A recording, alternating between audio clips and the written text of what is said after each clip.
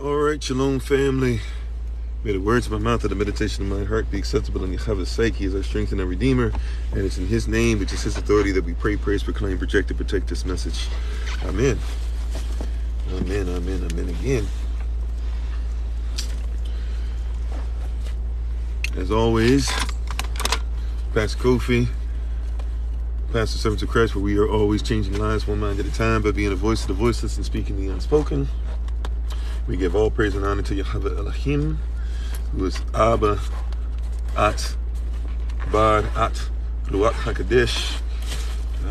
We give honor to him for my wife, the Honorable Maya, who lives a life that's able to be honored. You can follow her on TikTok, YouTube, her website, and Pinterest at Bloom and Flourish, not A-N-D, but the letter N. And we're excited and grateful and thankful to be in front of you all again. Thanks for joining us. It is extremely cold where I am at. Hopefully you guys are doing better, faring better. Out in the car again. We've been doing a lot of these lives from the car lately. I thought we'd be having some boards set up for you guys. Hopefully we'll be able to have boards set up for our series when we start back on the Revelation series and do a review of that. We'll try to make sure everything before then is uploaded to the YouTube channel so everybody can catch up on all the other series as well. We should be having some more things from months ago that we're trying to catch up on, especially paperwork with classes and things like that. So people should be getting some of those things very soon if you haven't already started to receive those things. And thank you for your patience for all of those things.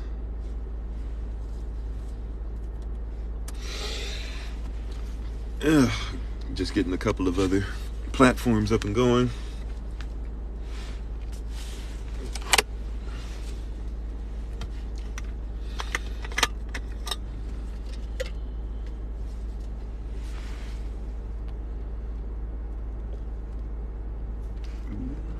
Weird. Just go ahead and get you off of here now. Shalom, everybody.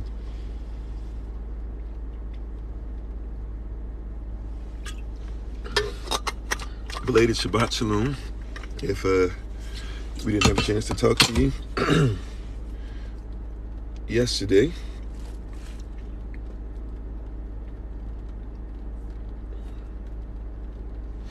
oh wow, it's raining. I didn't know it was going to be raining today. You have to be careful when we get on the road. Anybody traveling in the rain, if you're in a place that is cold, please make sure that you are prepared, and also that you are taking your time to make sure that you and your family are safe. We're going to get ready to start in a second. You guys are going to have to deal with my bad singing right now, especially because I don't have a voice. But I've been singing this all day in my head. I don't mind giving praise. I need in your grace more than I thought I ever would. You forgave more than I thought you ever could. I was stronger in my hand, but truth is I need your grace. I needed your grace more than I thought I ever would. You forgave more than I thought you ever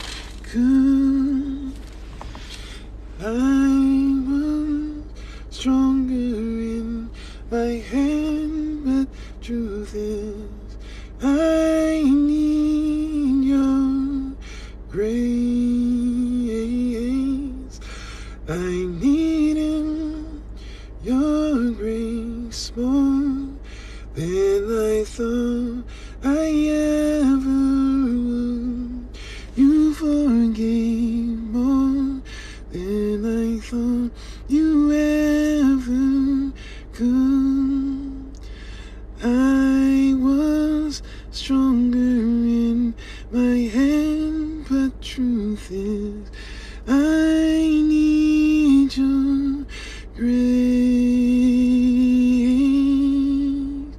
grace, grace. I need your grace, grace,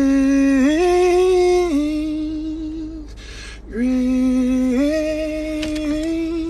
I need your grace. I needed your grace more than I thought I ever would. Amen. Like I said, sorry you had to deal with my little voice, but sometimes you got to give him praise. Even when your voice and everything doesn't act right, even when it doesn't sound good to anybody else, it's not for us. Sometimes it's for him. Once again, though, thank you to everybody who's joining us on all platforms, all over the world, even dealing with my little scraggly voice that's trying to come back. We're thankful and grateful for you guys. Hopefully you guys are having a great start to your day. Prayerfully, you are ready for to engage on something. We're taking a little break in between series. We're literally going to start another series tomorrow. Just stopped our series yesterday, 26 parts. Nevertheless, taking a tiny bit of a break. Oh, hey, Michelle, how you doing? Hello to you and hubby. Hey, how you doing, Sister Beverly? Hello, lady. Amen, Minister Nice, how you doing? My wife is on. Once again, we give all praise and honor to the Most High for the honorable bloom and flourish. Thankful and grateful for her being on. Hallelujah. Hey, Sister Barbara. Thank you, Sister Christina. How's everybody doing?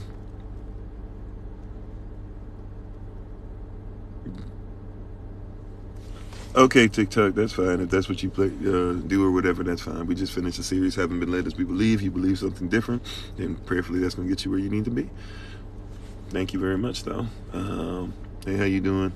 Sister Sonia, how you doing? Everybody who's on. I don't know if I called everybody. Wiz. I don't know if I'm going to catch everybody. Uncle, how you doing? Minister Tam, I think I said hello. Brother Thomas, Big Brother Thomas, how you doing? How you doing, Big Brother Dennis? Going to be trying to reach out to you soon about some stuff we've been talking about as far as meeting up. So I'm not going to say too much in public, but just let it be just to let it be known to you. My wife and I were just talking about some stuff. So we'll be getting in touch with some of you guys very soon regarding that. Minister and Nice, you as well, and everybody really, but at some point. But thank you for being on today. I want to talk about, we're going to call today, I guess we'll call it like these names. I'm not sure what it'll ultimately be called. Man, excuse me. Especially when we deal with this on YouTube and stuff like this and on the podcast. But I want to talk about these names. And when I'm talking about these names, I'm talking about something very specific, all right? When we're discussing these names, and those who are on the podcast, by the way, we're thankful and grateful for having you on. The device we use for the podcast is not really charged that well and that high. So I might not have, we're praying that you guys will be able to stay on for as long as we normally do.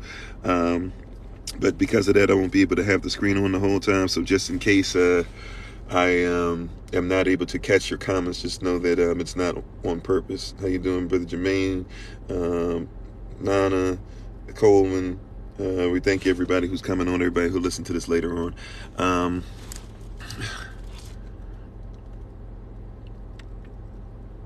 Attaches yourself to your religion. I am Avda.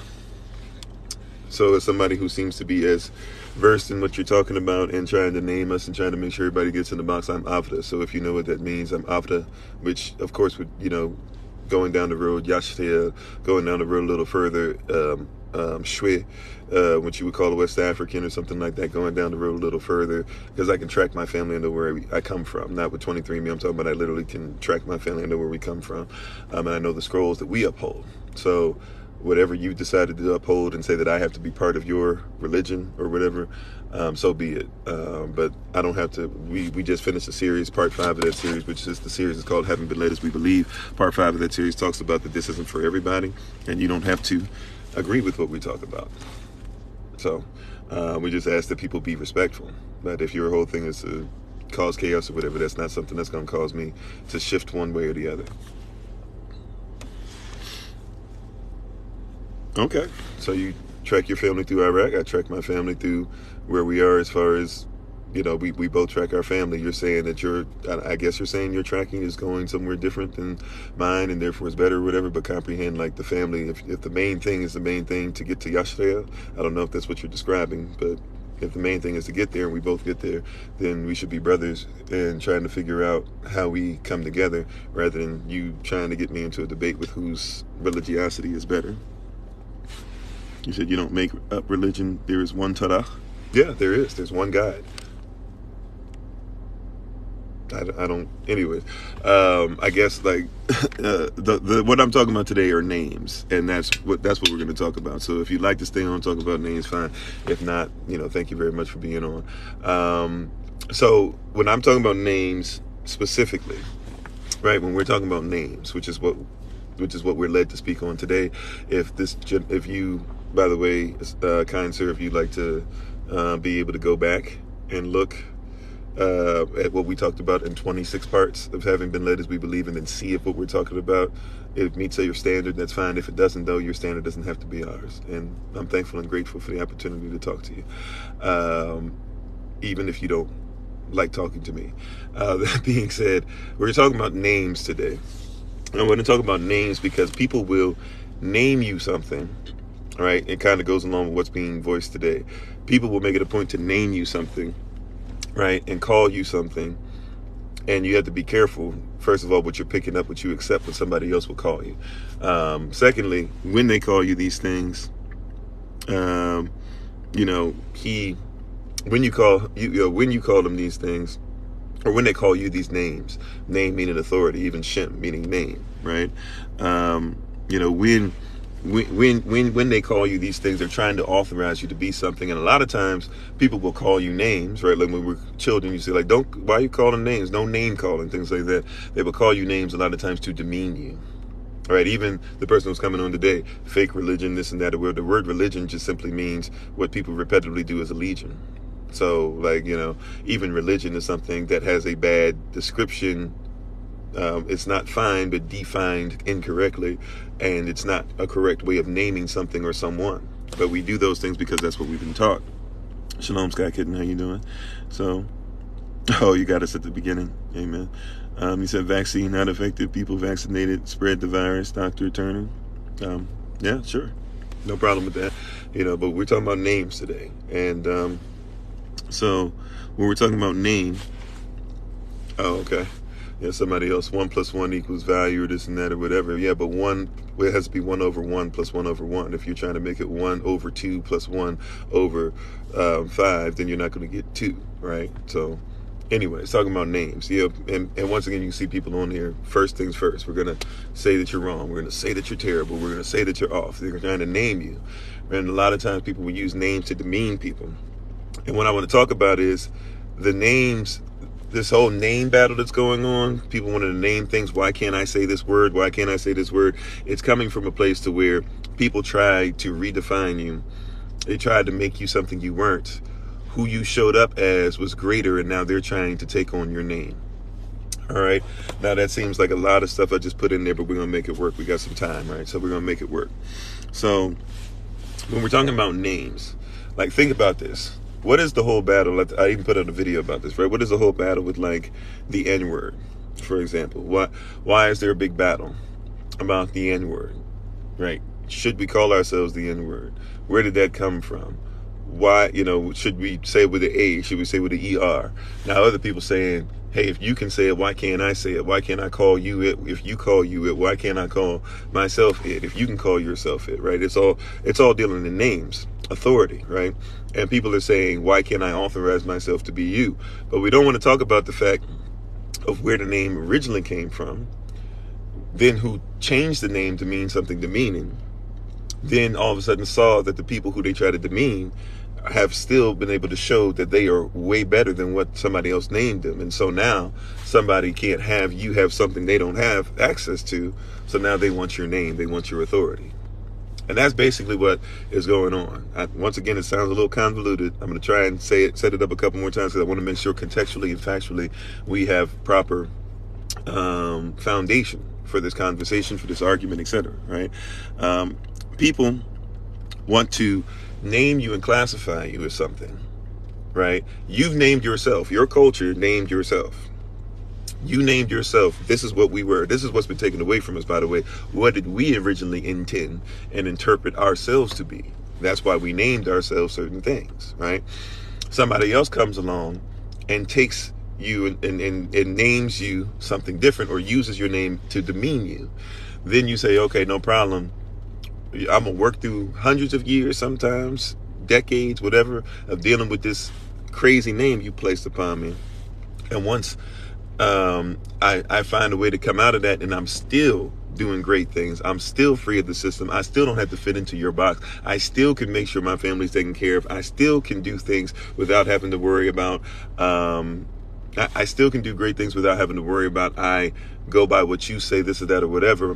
My people are flourishing. Now because we're flourishing, you got a problem with me using the name that you can't use, but you were the one that made up the name. You were the one that used it to demean me. Now you want to pick up that name and you want to pick up that authority because you see that I'm doing great things even when you tried to hold me down, right? Even when you tried to hold me down, right? So, for examples, right, when we're dealing with this N-word, first of all, the N-word, you know, and I'm not talking about Negro or Negro, which, by the way, that was something we named ourselves. It's like when people try to say familia and try to say familia belongs to somebody else. Familia is a West African name. It is a Kiswahili term used to talk about family. Familia is something that it was the Moors who brought that up, and Carthaginians even at one point, but the Moors who brought that up to Spanish people who now use the same term, right? But they will tell you that term is bad for you to use, right? Well, same thing like with Negro, for example. Negro was something that we called, Negro was something we called ourselves, and West Africa is one of the most ancient terms that are out there. Somebody else saw that term and started to call us that because of people that were coming from Africa who were over Spain and other regions of Europe as well, and didn't mind calling themselves Negro or Negro, right? They called it Negro. That's how they pronounce it. Then all of a sudden, they don't like black people. The Crusades start. People who are children or grandchildren of the Crusades are trying to have their own crusade and take over Spain. They defeat the Moors. And when they defeat the Moors, Negro becomes a bad term. Negro meaning black because these people were always considered to be black. They called themselves black. Greeks called them black. Romans called them black. All these people who are now European, right? European just means anybody who used to belong to Rome. That's actually what European means, names.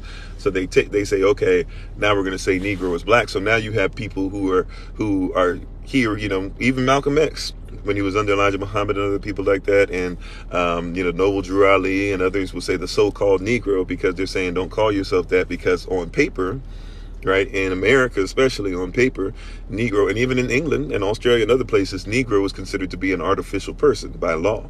So they're saying, hey, the law says don't call yourself a Negro, so when you go to court, don't call yourself black, Negro, colored, right? Because if you African American as well, you call yourself these things, these are artificial people by law, because the people writing the law don't consider you to be a real person. They consider you to be still 0% of a human being, right? That's why you had a 3/5 compromise include you eventually, because they said we can pay 3/5 tax on this because they're not a person, they're a thing, a name, an authority. You see where, like, name is important, authority is important, the value is important, right? And so you got to comprehend the names. So now when we go to this N-word thing, right, this N-word thing is a big deal today, right? So you say Kiswahili is a Bantu language. When one says Rwandans, they say Rwandan. Whites. Yeah, I mean, yeah, it's tied together. It's definitely Bantu influenced. I mean, there's many other languages influenced by it as well. I mean, when you're talking about Kiswahili, you're talking about East Africa originally coming together on people off the shore or whatever and bringing a bunch of languages together. So Bantu's part of that, sure, right? Nevertheless, hey, Grand Rise and everybody are doing. How you doing? So Yeah, hair has gotten longer. Hair is stretching up more. It's reaching up to the heavens more. It's healthier, right? But nevertheless, when we're talking about names, names are important. So now go back to this N-word thing. You said if I break down European, you're what?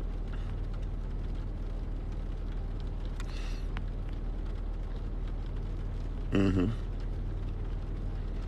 Yeah, don't call yourself a citizen. Right, I'm not a citizen, I'm sovereign. There's no such thing as a sovereign citizen. You're either sovereign or you're a citizen. You're either private or you're public. Private and public don't mix. Exactly, we're on that together, right?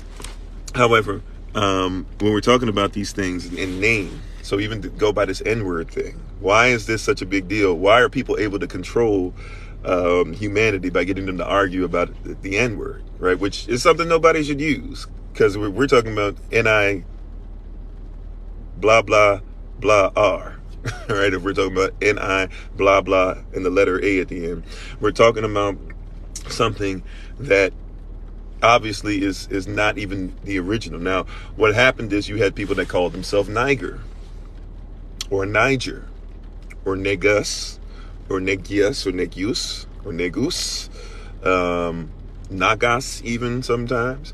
And these were names that meant, and these were names of people, of tribes, and they meant things like king, kings, plural even, royalty, black royalty, etc. Right? And so when you have people say all this, or you were saying a long time ago, yeah, because the truth has always been the truth, right? But you have people speaking on the same stuff, and we're not having honest conversation about somebody saw those names, heard those names, and so they couldn't pronounce those names, and they knew that supposedly these supposed to be kings and all this stuff too. To make fun of us, they started calling us N-I blank blank blank R, right? With that hard R at the end, to be able to get people to say, oh, okay, they're supposed to be king, blah, blah, whatever. They knew where you came from. They called you by name. And then, of course, just like many things happen, people don't explain it. People aren't teaching it. And so now people are calling black people this name, not realizing that, you're trying to reclassify us as something that's negative when it always was positive. If they didn't know, had they known, maybe they wouldn't have used this term, but they didn't know that they were actually speaking something that DNA-wise is close enough to recognition of self, to where at some point people were going to start doing stuff that now you hear them say, we're going to take the word and we're going to make it powerful. Well, because there's power in the original name, even if it's been, bastardized, so to speak, and it's coming through somebody else's lens and viewpoint, right? So there's power in these names, but people are there's so much naming and renaming, and now people trying to get back to the original, that's where the confusion comes in with these names. But the name is powerful because name means authority. Name in Hebrew even means Shem. So when you're talking about the people of Shem and Yashrael, we're talking about the people of the name, the people of the authority. The word name just means authority, authorized. That's why your signature is one of the most powerful things in the universe. That's why if you go and you do a movie and you sign off on a movie or whatever, and you sign your name off, guess what? They say that you are signing on something that says that they can use your name and likeness eternally throughout the universe in perpetuity. That's what they're saying. That's what you're signing to. That's why somebody who was dead in Star Wars, who was in Star Wars in the 70s and has been dead all this time, can come back and be put in a movie and be used in the 2010s. Like nothing ever happened. Right? That's why Leia's character can die and still be in the movie. That's why they can make her look like she's younger.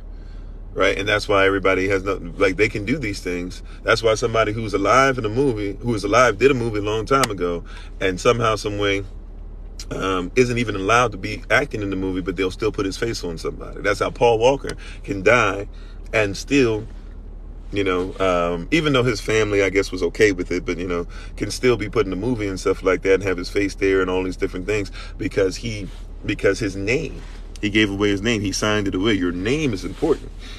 Right? Your name is crucial to you. You said Google, who wrote the very first Bible? Google, if you're talking about using the Dewey Decimal System, which Google is, to look at something, I'm going to get a whole bunch of different things that are going to say who wrote the very first Bible. I know who wrote the very first Bible as far as what my people are concerned. But once again, we're talking about name. Right? And this is something that people are going to get very off, try to go so many different ways with it, whatever, and I comprehend, I get it. Like, once again, we just did 26-part series, 26 days straight in the Rising. All we talked about was having been led as we believe. What do we believe as a people? If you'd like to have that argument, first, just look at some of that. If you like, it's on YouTube, it's on the podcast, it's on Facebook, some of it's on IG. Feel free to go look up some of those things. What's the name of the one who wrote your Bible? No hate, just curious. All right, it'd be Moshe who did it through Yahweh. When he did it and spoke, the very first thing, the universe, single, uni, spoken sentence verse, would be the person who spoke it into existence. The person who spoke it into existence, first word that he wrote was Badashit. If you know what Badashit means, then you know what we believe. If you believe something different, you have the right to believe it. Because for us, names are important. Culturally, for us, we come through a culture. We speak through that culture. That's the name that's present. Without the culture, we can't even get to the habits, let alone beliefs and all that other stuff. So that's what we believe. You're just curious. If you understand what Badashit is, you know what I'm talking about. If you don't comprehend what Badashit is, then you can look it up. Beit Aleph Resh Shin Yao Tov. That being said, names. Like I said, people are going to try and take this and go sideways with it all they want, right? But names. People have said, when will you acknowledge that we're all the same?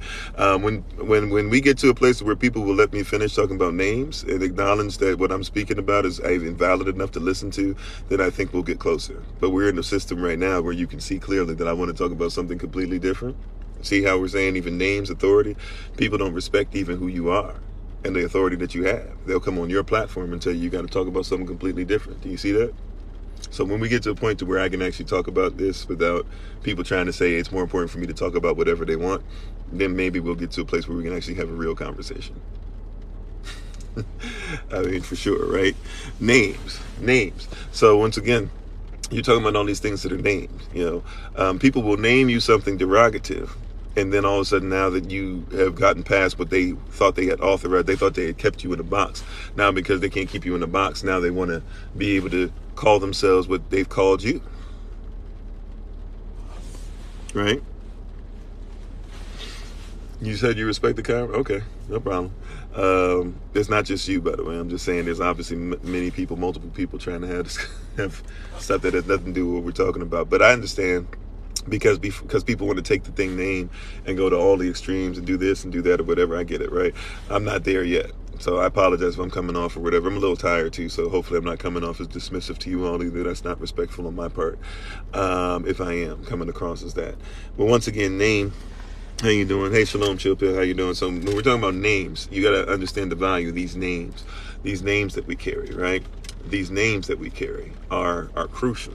These names that we carry, these are authorities, right? This is authority. The things that we carry, they are authorizing you to something. When you name your child, you authorize them to something. When you're saying, hey, nobody should tell your child what to do, or you shouldn't tell your child what to do, or you shouldn't tell your child, what it is to be, to teach them what it is to be male, female, this and that. What you're saying is, I'm having a conversation about authority, about name.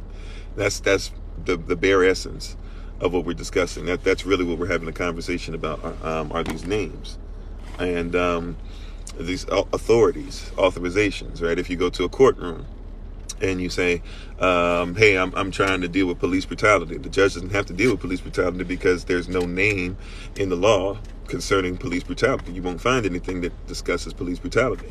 Now, if you look up the name, but if you look up a law that's named, right, that says that, hey, they're trying to circumvent my civil rights, now you got a problem. Now you have a conversation. And we have to figure out these names. Giving an example, going kind of back to what we were talking about prior, if we're going to talk about names, think about the fact that when it comes to names, we have a lot of people, like, even one of the videos I talked about recently, cowboys, right? The word cowboy is a derogatory term. It's a negative term. There used to be people that were cowhands, right? There are people that were cowhands. And these people that were cowhands, they were people who, dealt with cattle, did a lot of other things, to make sure that they, maybe sometimes traveled with the cattle or whatever, roped different things, etc. And, had guns, had the spurs, had all that stuff. But then you had white cowhands and black cowhands. When you had these white cowhands, they called themselves cowhands. When they were black cowhands, what did they call them? They called them the same thing that white people call black people. They called them boy, but specifically they called them what? Cowboy. So instead of you being a cowhand, which would talk about that you're a man who uses your hands well with these cattle, and you're a hand, something to be used for the cattle, now you're a cowboy. You're not a man. You're not on the same level as this white man.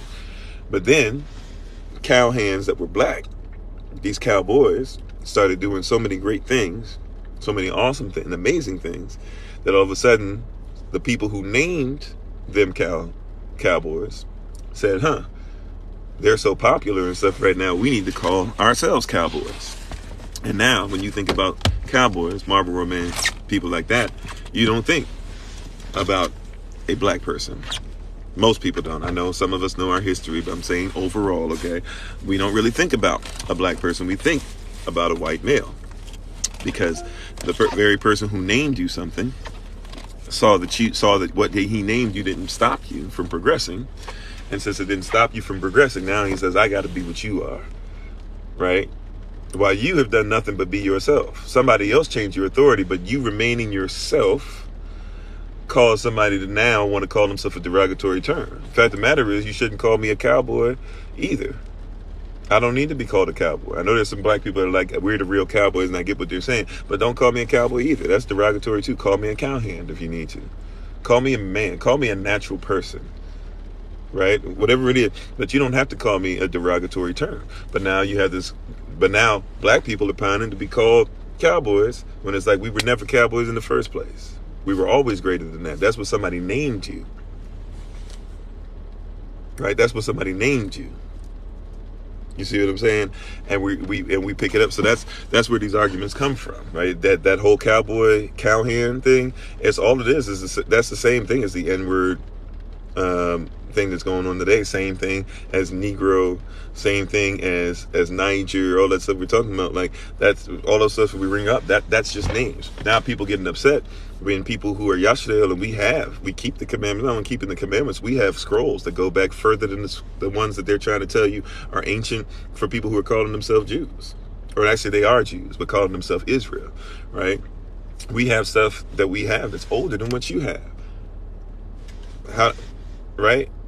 Like, we have stuff that's older than what you have. You have, like, people don't want to be honest about this stuff and have honest conversation. The very Jews that will tell you about, hey, Hitler and what he did is bad and everybody's anti-Semitic won't admit to their ancestors made a bunch of the money that they made because they have it on paper. You can read it for yourself. It's documented. I'm not telling you what I am thinking or on some beef with somebody just because of the color of their skin, because I still believe that if a Jew gets their lives together and said, they can still be grafted in, right? So it's not a thing of confusing them, saying they're going to heaven or hell, this or that or whatever. They can get themselves together and get on point. If they choose not to, they choose not to, right? But you can go look up documented evidence that they have kept in their families, just like there's people in America that you can look at and see evidence that they have documented that their family members own slaves, and they won't give it up, but they'll tell you that they have it. They'll show it to you. They'll put it on television because they're proud of the fact that their ancestors owned slaves. They'll show it today. Well, you got evidence written by Jews who will document and tell you that those Jews that you say are the chosen people documented they enslaved people who they called Israel, and they called Shem, and they said they were chosen. But now all of a sudden, fast forward to 1940s, and now these same people whose ancestors have documentation saying they owned Israel are telling you that they are Israel. Something, I'm just saying, it doesn't mean there can't be any mixture of it, right? But I'm just saying something's a little off with that, if we're just being honest. And if they will even when they admit by DNA, when they admit, okay, by their DNA, not by our standard, by their DNA standards, when they have to admit, okay, well, they have DNA. Matter of fact, their women seem to have more of the mitochondrial DNA, than what our women have or whatever. So they'll say what? We're Alpha Israel, and they'll call us, they'll say that they're Alpha Israel, they'll call us Beta Israel. Right? Which means that they're Alpha, they're going to a Greco-Roman. Now, why are you using Greco-Roman terms if you're Israel? right? Because the alphabet precedes the alphabet. Why are you using Greco-Roman term? It's because, right, like, I'm just saying there's things there. I don't have to go that deep into it, but there's something in the name. Something doesn't make sense. Something doesn't make sense. Elijah said, do I proclaim the Lord Jesus? I proclaim Yahweh Elohim. I proclaim Yahshua HaMashiach. I proclaim Ruach HaKodesh. I proclaim Emmanuel. If you feel that you need to call him half man, half Zeus, and keep saying Yesus, or Yesu, or Jesus, then you have every right to. But I don't worship Zeus or any demigods. I don't worship God. God is a Greco-Roman, God is a Germanic deity, right? I don't get down with Germanic deities, right? Greco-Roman people or Roman Catholic people, they do more Dios or Deus or Theos type stuff. But we're into Elohim. It's a different mentality, different culture. Not saying I have a heaven and hell to put you in, but I'm just saying culturally, name-wise, my culture, we like to keep what it is that is ours. And our belief system, what we were given. What we believe we were given to uphold and keep from the Most High, and to make sure that we're sealed, Revelation chapter 7, so that everybody else would be able to have an exact interpretation that they need to be grafted in. 1 Corinthians chapter 11, Revelation chapter 7 as well. Corbin says, I agree in the power of what is spoken or labeled. Happy to share this experience with you on the Rising. Thank you. Then it says that seems to be a job for the narrator. Some live sessions should be for those who I missed the rest of it. Brother Dennis, hold on. You said that's where the surname Cowhan.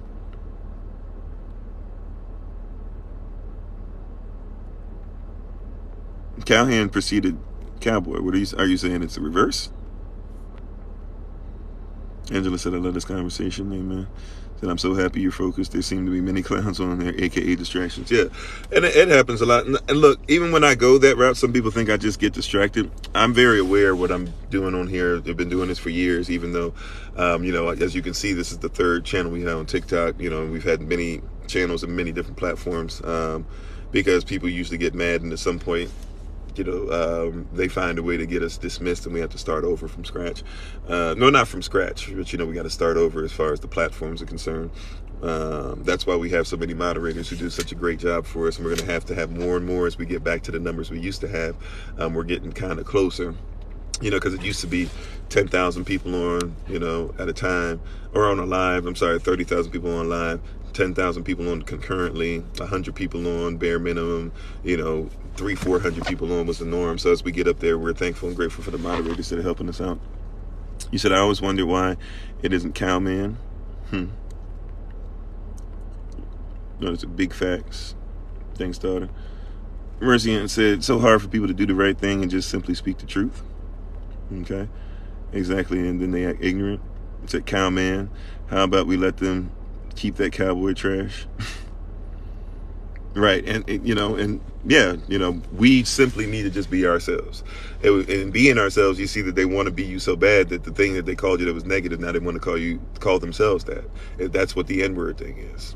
So when you hear these names, and I know it's not officially names, I know there's nobody out there that's named N-I blank blank blank R, right? But I'm just saying, like Malcolm X said in his autobiography, he got called the N-word so much in school, he thought that he was a mascot, and at one point almost, believed it was his real name, or at least answered to it so much it might as well have been his real name. That's why we have to get into these things that we authorize ourselves. Thank you, Sister Barbara. Amen. We don't keep on teaching. Chill Bill says, the more you talk to people, the more you start to realize they just don't have knowledge. It's just truth too, Sometimes people just don't know. The word knowledge even mean being intimate. Like they're not intimate with this stuff. You said, so fortunate stumbled on your channel. Thank you for speaking. Oh, it's our pleasure. Thank you for being with us. Yeah, Brother Dennis said, if you change the way you look at things, you change. You look at things, the way you look at things will change. Amen. Thank you. Thanks for the agreement with you guys, Zion. You said, do I watch Truth Unedited on YouTube? Yeah, from time to time. Most definitely. Haven't watched them in a while, if I be honest, but yeah, I think I follow this channel or subscribe to the channel. Do I have multiple wives? I don't. No. Does the Bible say that we should have multiple wives? No. Everywhere in the Bible that it talks about somebody have multiple wives, Yahweh never said have multiple wives. And when people did have multiple wives, it never worked out well. So, and Yahshua taught us that you're supposed to have one wife. That's what the law really says. So anything going outside of that was man-made stuff, and it doesn't work out for the best. I love my one wife, and I don't have multiple wives. I don't need multiple wives. I don't have a feeling. Even before I was into the truth, I never got the whole thing of trying to have more than one. I had one situation in my life where I was dating a woman. She just like kind of ghosted me. And so then I ended up, getting back with somebody who I hadn't seen in a long time, whatever, who we really didn't have much of a relationship. Tried to like basically, before we could even go on a date, ended up, like saying, okay, cool, we're with each other, whatever. And then the other girl started calling and talking to me, and just in talking to both of them, not even dating, just in trying to talk to both of them to see what I was going to do. It was so much for me, I couldn't even handle. So, hey, some guy, maybe they call themselves strong or whatever. For me, trying to love a person wholly and trying to then figure out how to love two people holistically and give them everything they need is something that's beyond me. So even personally, I don't like to opine, but even if I bring my personal opinion into it, it just doesn't jive. So there are some people who would try to tell you that that's okay. That's not something that you'll see supported by the Bible or behind the Torah. Some people will try to finesse things, but you won't find it. So what kind of ring do I have? You talking about my wedding ring? I'm not sure.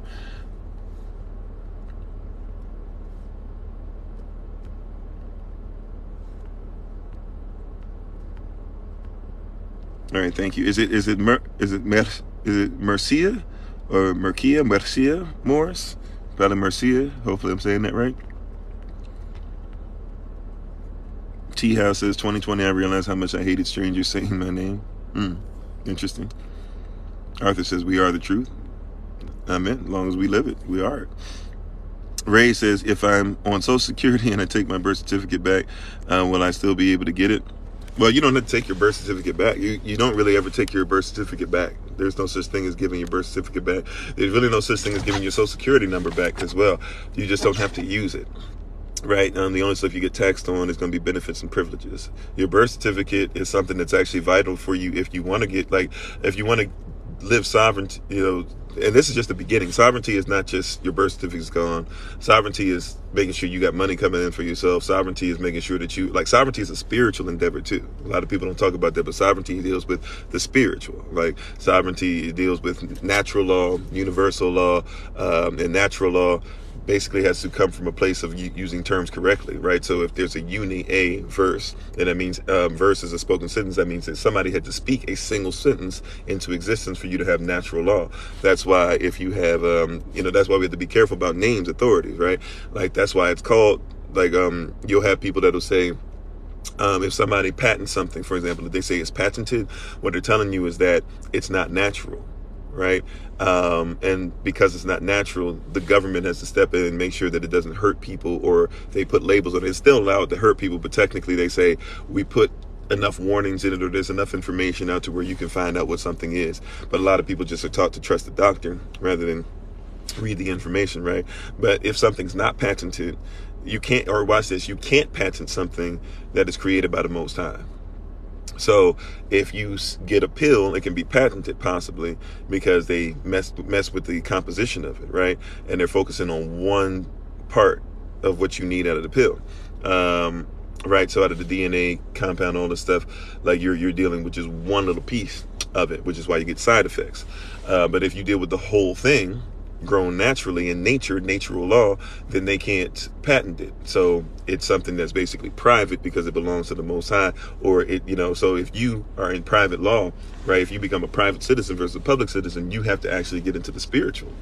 And that's why a lot of people miss sovereignty too, or a lot of people tell you sovereignty doesn't make sense. If you're not going to try and get to the spiritual or pneumatical, journey, you're not going to be able to really comprehend natural law, which spreads into private and public, and then procedural law that helps you to be able to make sure that your natural law is being taken care of, because natural law leads to substantive law leads to private and public. You got to have the procedures right, and then you got to know remedial law. Remedial law is going to be able to tell you the remedy for it. So a lot of people might know the procedural law, but you still might not get what you deserve once you win, because if legally something is a truth, then it must come with stipulations. So if you say I got stipulations, what you're saying is what I'm saying is true, and since what I'm saying is true and what I've proven that what you're saying is false, I get to create stipulations. I get to say you will do this, you will do that. That's when you speak differently. That's authoritative. That's a name, right? You can put your name on it because you got authority over it. You see, like there's power in these names, and we have allowed people to rename us and put us in different things or whatever, put us in different places that we don't belong in. Then all of a sudden, when we start going through stuff, we're trying to figure out why are we going through these things. We're going through these things because we don't have the name, right? We're going through these things because we don't have the name. We don't have the authority. That's what's happening. We don't have the authority down. So we're trying to get this stuff together, and we don't have the authority to do what we're talking about.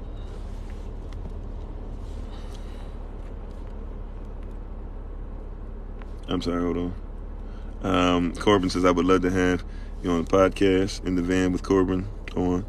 Hey, man, set it up. Set it up. DM me. Put it in the comment section on something if you don't hear back from me. Matter of fact, real quick, I'll put this up real quick. We'll put it up at the end as well. I usually wait to the end to put this up, but if you want, just if you're still on, write this in real quick. Get the number, text me, go on the website, whatever. Look up hashtag FindKofi, get in contact with us. We got 410-714-5078. We also have a 202 number as well, but you can get in touch with me through this. Sunday is my family day, and we got some stuff planned, so I'm probably not going to do too much today. But yeah, reach out to me at least if I see you or whatever. Just remind me, say, hey, I was talking to you about this or that, whatever. We can set up a date and time. No problem. I'll be on there, and we'll invite everybody from these platforms and stuff to come on there too and try and be a support to you. So, because that's what it's all about, giving and taking and helping each other and blessing each other. But yeah, 410-714-5078. If you're interested in classes that we give out, the next semester of classes, are coming up January 31st as well. Those who are interested in going deeper in some of the stuff we talk about, because as much as people think we're talking about stuff really in depth because of it being question and answer format, we really don't go that in depth. So if you want to go into some of these classes like Hebrew characters, basic Hebrew, sovereignty 1, sovereignty 2, natural medicine 2, basic French, cryptocurrency, that's what's coming up just for this semester. If you want to join up for some of that stuff through Zoom, feel free to join up with, on that. Those are things that we need. And sometimes I can't talk about some of the things I'd like to on these platforms because people are always trying, because of cancel culture, people are always trying to get you off track. Shalom, Sister Helen. How you doing? Shalom, Kelly. Shalom, Bodhi. How you doing? So these are things that are there for us. And there's a lot in this name, power in these names. Milton says some people listen too slow to catch what you're putting down. Possibly. My wife said one wife here. Yeah, amen. Yeah, we don't do multiple spouses over here. Daughter of Zion says, yes, that's why you keep talking. I love learning from our people. Social media is great. Amen. Yeah, social media is a great tool. I don't know why people act like social media is evil. Anything you use for evil is evil. Anything you use for greatness is great. Anything you use for the Most High is for the Most High.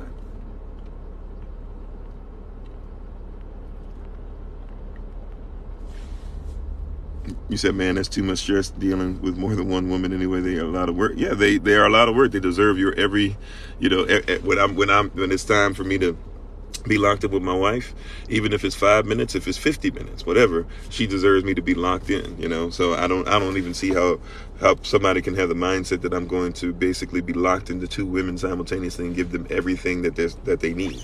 Even if you have all the money in the world, like, what do they need in their heart? What do they need for them to feel like their children are recognized? Which wife is number one and number two? Like, it's just a lot of stuff on there.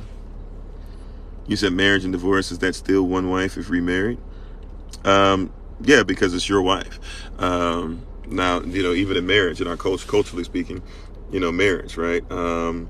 First of all, marriage is supposed to be between a husband and a wife, not between a man and a woman, not between a man and a wife, not between a woman and a husband, not between a man and a man, a woman and a woman, an adult and an adult, an adult and a child and a child. You're supposed to be a husband and wife. Many people don't even get married correctly because they're getting married to people that are immature. You don't even know what a husband or wife is. You haven't done the study. You don't know about love languages. You don't know about gender, because even when people talk about gender literally just means the style of a male and female of a culture. So do you even know, like, in the culture that you guys are going to have together, even if your culture is based off the Bible or something else, even what is the culture? Like, because in somebody else's culture, if they're saying, well, a male can be whatever they want, then don't be upset when that person is on the down low doing some stuff with a guy or doing some stuff with a girl, and you on the other end, like, you know, how you gonna do this to me or whatever, and you thinking that it's you and this and that. No, you got a culture, right? Check out the parents. That's why a lot of marriages that are, I'm not trying to say we need to go this route, but a lot of marriages that are arranged marriages go longer than marriages where people be dating. You know why? Because they teach them how to be husbands and wives first. And then if you know who you're going to be the husband and wife of, they prepare you for that husband and that wife. So you're already going in knowing that this is what the other person's expecting. And then the things that we call love, those aren't love. Love is the action. Like comes with the love. You know, people want to like somebody and then say, I'll learn how to love you later on. You learn how to love somebody. If you learn how to love, like, there's complete strangers who I've never met on here, but we show love to each other to the point to where we like each other. You know, now not on the level of husband and wife, but you know what I'm saying? Like, there's people here who are my boys. And I, you know, even though at some point I do enough travel where hopefully I'll be able to dap up everybody, you know, and we do enough events where we can dap up everybody and hug everybody, right? But there's people on here that we've never met in person, but have had extremely long conversations on the phone and stuff, and talked about things and talked about dreams and goals and cried and all this different stuff together, because the love, the action is there, and the action helps us with the like. A lot of people think that if I like you, then I'll learn how to love you, right? But you can love your enemy and still never like your enemy. You just put them in their place. They don't have to walk all over you, but you learn how to, you know, give, you know, love them. That's action. And it's the same thing with marriage. A lot of people like each other, but they fall out of like. You know, people think you fall out of love. You fall out of like. And when you fall out of like with somebody, now you got a problem. You fall out of like with somebody, now you got an issue, because you thought that everything was going to be based off of your liking somebody, rather than actually being in love with somebody, right? You thought that being in love meant that you were going to like each other till death do you part. There's days that I wake up, I don't like myself, but I have to love my wife, right? There's days I wake up, I don't like Kofi, right? Like, I'm mad at me. Like, man, you should be further. You should do this. Man, like, why are you sleeping? Why are you so tired? Where your energy at? Why aren't you eating healthier? You know you can't. Like, why are you going to take a break from eating healthy? You know, once you take that break, it's going to be hard for you to get. Like, there's times I don't like dealing with me. Still got to love my wife. All right? And that's why you got to look at it through your culture, through your lens. You got to look at it through your culture. At some point, you got to stop looking through what everybody else is naming stuff, and you got to figure out, why is it that your ancestors had marriages? Why is it that your grandparents, even if they didn't talk to each other, why could they be married for so long? Right? Even if they didn't like each other, why could your grandparents be married for so long? You know, 70, 80 years married, right? But you can't get in a relationship for more than 2 years. Like, why is it that they got married 17 years old, 15 years old, 20 years old, and they were faithful and remained faithful? Because they weren't focused on, like, hey, I'm just going to make sure the ring looks good. I'm going to make sure we go out to eat. Like, at 15, 16, 17, there was an understanding, like, if you're going to be with me, all right, at 17, I need to go get a job. And that's like, and that 17-year-old girl or whatever, like, okay, I need to, even if it was, we call it underage now, but they have more comprehension on the actions of marriage, right? We're just, we just in this, like, we're trying to figure out how to date. And then once you get married, you keep trying to date and try to figure out how to have children and date. You're only, like, people like date night. That's one of the first things people bring up. What helped bring your marriage together? We still have date night. Like, date night is important. Right. But understand, like, my wife and I, we do so much for community and for our family and for children and stuff like that. Like, we do so much for everybody that a lot of stuff that we do is always going to have a bunch of people together. Now, do we need to obviously have time by ourselves? Of course. But I'm saying, like, there's going to be a lot of stuff that we do that's with each other. We have to learn the actions. Right. to make sure that while we're doing all this stuff, that there's certain actions that are always taking place. That's what's caused us to be able to be successful. That's what's going to cause us to be together till death do us part, unless Yahweh come or send Yashua back before then. Thank you, Corbin. Appreciate you too. How are you doing, Quick? Thanks for being on. You said it sounds like Marcia, but okay, but spelled like Marcia. Okay, Marcia. Okay. We need to abolish the laws. Abolish what laws? We got to figure out how to even follow law first. I don't think people even know how to follow the law. If you don't even know how natural law works, that's what I'm saying. Like, a lot of people are out here. Like, if you understand what it is to be private instead of public, you live different. You said, does church equal circus? Yes, church and circus come from the same word. Church does not mean assembly. Ecclesia, or ecclesia if you're doing Greek, is assembly. What is him if you're doing Hebrew means assembly. It's not the same word. Circus actually is more attached to, or cirque, or church is actually more attached on honesty to a god or to a deist, not to Elohim. Shalom, Betty. You don't have to apologize for being late. Thanks for being on. Get a screenshot. Yeah, there you go. Okay, you got it. Yeah. So, yeah, just if you talking about this, now people be saying all the time, we're gonna have you come on the podcast, this and that. That's on you. You got the information. Contact your brother. Contact your boy. I'll make sure I'm there. Right? But if you're not gonna contact me, like, I want to hear later on. I'll be hearing people, he didn't come on, this and that. I'm like, you never contacted me. So reach out to me. I got you. He said it's all about experience and truth. You sir, are seeking truth, and I respect that. This is truth. Amen. Thank you. All right. Yeah, you got me. Cool. All right. My people, right? Even that, if my people who are called by my name, think about that. Culturally speaking, like, we take this out of context. We make spirituality, like, people want to be spiritual, so spiritual that they make it mystical. It's never practical. They make it mystical, so it's never practical. I'm there, and I'm sorry, like, those of you who have heard these terms over and over again, y'all know we're going to give it to you in a new way to look at it, but we got to make sure we get these things pounded in our head, right? Like, they want the spiritual to be mystical. But the people don't get it because it's not practical. We don't comprehend this stuff, right? So think about that. If my people who are what? Called by my name, that's authority. That's why Daniel, right? Danael, really. Danaal. Now, Daniel or Danaal, what is Al? Al is short for Elohim, Daniel, right? Isaiah, right? Ananiah, Azariah. You see, like, these are the names. Their names, their authority is attached to the authority. So when they talk about law, they know law, and their names are attached to law. It's a legal terminology. If you are a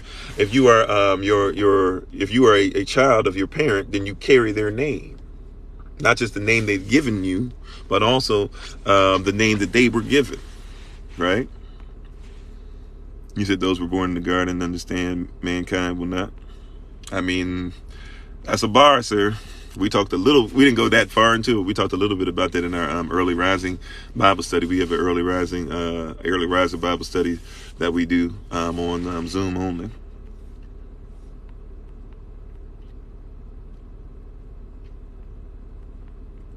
Thank you, Marcia. Jose, you found Kofi. That's what's up. You have a question? Sure, go ahead. And I'm sorry, the question mark box, for whatever reason, is not here. So I'm going to try and catch your questions. You said you and your wife did that. You literally hate each other but won't give up. The spirit is with us. Well, hate is to deal with ignoring each other. If you're ignoring each other, that's a dangerous place. But I get what you're saying. Like, don't give up. And some of it usually is just, if you want to do some life coaching, some marital coaching and stuff, we can try and set stuff up.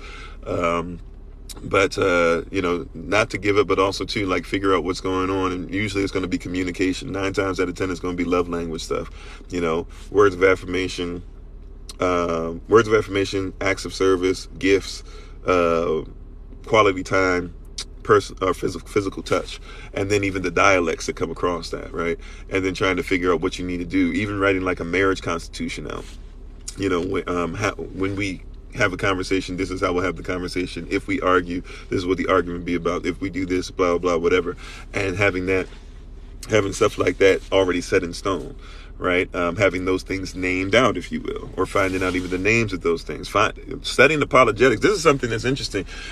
Anybody who's married, we're not bringing it up in this semester, but if you want to take it with this next semester, which will probably start in April, this next semester start in January, but in April, we'll probably bring back apologetics. I'm not trying to do this just to get you guys to like give a donation or something to take the course. I'm telling you though, people who are married, you should know apologetics. Because apologetics is the ability to defend that which you believe.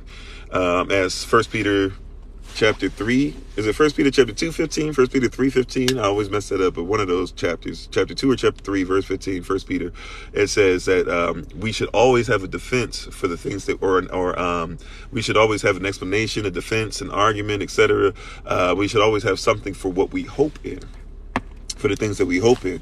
And a lot of times what happens in communication is that we can't name our hopes. And so you do something, your spouse doesn't speak your love language. They think that you're hoping in something different because that's not what their love language says. And because they don't understand how you operate, once again, because we don't get taught before we get married what husband and wife is. So you start doing things in hope and they say, oh, wow, were they really hoping I was going to go for that? Or they were hoping that was going to happen. They were hoping they were going to do that behind my back. No, that's not what my hope is in. That's my love language. And my love language, that's how I speak. Right. But so like somebody can be talking about, man, they can be doing something over and over again. Right. They can be taking out the acts of service person. They're taking out the trash. They're getting the yard work done. They're, fixing the drywall. They're doing whatever. They're doing all this great stuff. They're making sure they're driving you to and from work and doing all this. And the person whose love language is words of affirmation is like, man, they don't love me. And the person's like, you see all these acts I do for you? But the person's like, but you never said anything.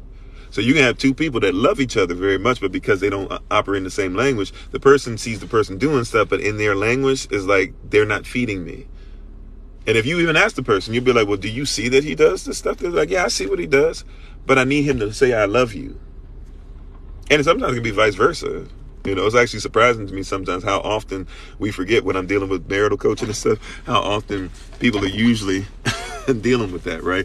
That they won't actually just be real with each other and be like, oh yeah, like, well, not be real, but like they don't catch that. Yeah, like I actually see that you're doing this and this and this, but don't think to themselves, well, maybe they're doing it because they love me. And that's their way of saying they love me. But also too, so coming at it like, hey, you're doing all these things. I see it. I want you to know I see that. And you're telling me you love me, but I need you every once in a while to say, I love you. Matter of fact, can you do it once a week? Can you now ratchet it up? Can it be once every other day? Can you ratchet it up? Can it be every day? Like, that's not a hard thing. When you leave to go to do these things for me, to go to work and all these different things, can you say, I love you on the way out the door? Like that would feed me for the rest of the day until you come back. Like those are simple things, right? But because we can't name these things, we're dealing with a lot of stuff. And other people begin to step in and name your stuff. Do I believe in the Antichrist? I believe in the Antichrist and the Antichrist spirit. And because we make sure that we are doing things to seal ourselves, I'm not worried about them. I worry about the Antichrist when I'm out there doing stuff I'm not supposed to do. And that's very rare. I won't act like I'm perfect, but it's very rare that that's going on where I'm doing stuff where it's like, oh man, the Antichrist could seep in at this point. But when I recognize I'm in that position, I say, let me get myself together. Right, real quick. So the arranged marriages can work? Yeah, they can. What is Kofi? Okay. You said you got married when you were not in the truth. Your husband is not into the truth. You don't know what to do. The Bible says it like this. The Bible says that it's the acts of the believing spouse, the actions, the love, the actions of the believing spouse that will be the thing that transfers the non-believing spouse into place. By the way, my mother was teaching me truth and things like that. My father was busy working. He believed, but he was busy working. So, but because my mother still being in a great woman, still being supportive, still showing love, still praying for him, teaching us about prayer, having us be in truth, stuff like that, or what she felt the truth was, and preparing us for our walk later on with our, by ourselves, having to do things ourselves from early ages. She had me preparing at 4 years old to at 6 years old start speaking in front of people, right? So, and all that stuff or whatever, it was her that even after death, my father in the last 5-6 years or so, really, well, yeah, I say the last 5-6 years or so, he's still not really like active in the truth, I would say. However, like a lot of differences, a lot of changes, a lot of different things like that, even in death. He's never gone out with another woman since my mother's passed away. So in all these things that have gone on, like he's honored her, it even took, which is wild. I'm not saying you got to go through. I'm not saying this is what everybody has to go through, but I'm just telling you the depth of what the commitment that you said till death do you part. Like her being in position and being sick, but still being in position, and then him having to make sure he finally took care of her. He was taking care of her financially, but you know what I'm saying, when she couldn't physically take care of herself, him making sure he was doing everything to make sure she was taken care of and still take care of the family, and learning what she was going through and things like that, and then honoring her on her way out and burial and all those different things, and becoming a greater father because of it and stuff. Her sacrifice helped him to get to a place to where he acknowledges who the Most High is, right? So I think once again, if we learn how to name certain things and get certain truths down, we don't have to necessarily go that route to where it takes that long. But it can happen. Matter of fact, it's not even a question of can it happen. The question is, will it happen? Right? It's not, do you want to do it? It's will you do it? As far as will your way. Now, I'm not saying, you can control somebody. Everybody has their own free will, but it comes to a place where if you really want, you got to ask yourself. That's one of the things I ask everybody when I do marital coaching, life coaching. Somebody starts talking about their spouse. I say one of my first questions, even though it might seem like it's not empathetic, but I'll listen, and then I'll say, okay, well, the way you're talking might sound like you're not ready to hang in there. Now, not saying you're doing that. It sounds like you want to hang in there, but I'll listen. I'll be like, okay, can I ask a quick question? They'll say, sure. I say, do you really want this? And sometimes they get confused. They're like, well, that's why I came to you. Well, okay, I'm just making sure, because if you really want this, then from this point on, I'm not going to talk about what if you leave. Right? Because your will is now we're dealing with your will. Sometimes there's skill, sometimes there's will, right? Eric Thomas talks about like there's phenomenal will, right? Some people have phenomenal skill, right? But they don't have phenomenal will. Like there's a lot of stuff I don't have the skill to do per se, but I got the will to hang in there when other people won't. Right? A lot of people don't have the will, that they keep taking you down. They keep trying to shadow ban this and do this or whatever. Man, like they don't have the will to keep up with that. But I've got willpower. Like my power comes through my will. So I'm going to hang in there even when other people don't. You got to have that same mindset, right? You said, what if the language that separates us is spiritual? What if she feel unequally yoked? Once again, the word unequally yoked. So culturally speaking, the word yoked, real quick on this, because I know I got to catch up with all these comments. It's about to force me to get past these comments. So I got to kind of catch up. The word yoked, when we're talking about the word yoked is not talking about, when it says equally yoked, the yoke is the stick or the bar, the thing that keeps, both animals together, right? The animals are not equal. The yoke is what is equal. The yoke is what is the marriage in this sense. The marriage is the yoke. Now, one ox would be older and not as strong, but he knew the commands because he's more mature. One ox, he's younger, and he's not even as big, but he's stronger, but he doesn't know the commands because he's a little immature. So when you put both of them together, there are times when the strength is going to be more necessary than the wisdom, because you can be as wise as you can, but if you ain't strong enough to do this, you ain't going to be able to go forward, right? But there's going to be some times where you can be as strong as you want, but if you can't obey the command, you're not going to be able to till this right. And we're not going to be able to get the reward as far as eating either, right? So both of them help each other in places that one is stronger in and more mature in, and that's what comes together, right? So Equally yoked is not we got to be in the same place. Equally yoked is how do we use our strengths and weaknesses to come together and make sure that we're one. The yoke that binds us is the marriage in this sense, right? And it can go outside of marriage as well. You said that your comments get blocked. I don't think so. You said you need to take that course. Well, just contact us. Let us know.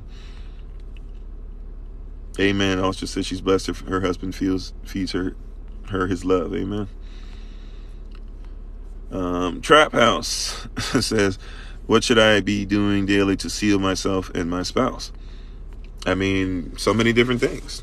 Is prayer there, communication there, love of the Most High, because your marriage is not just between you two. He's included in as well.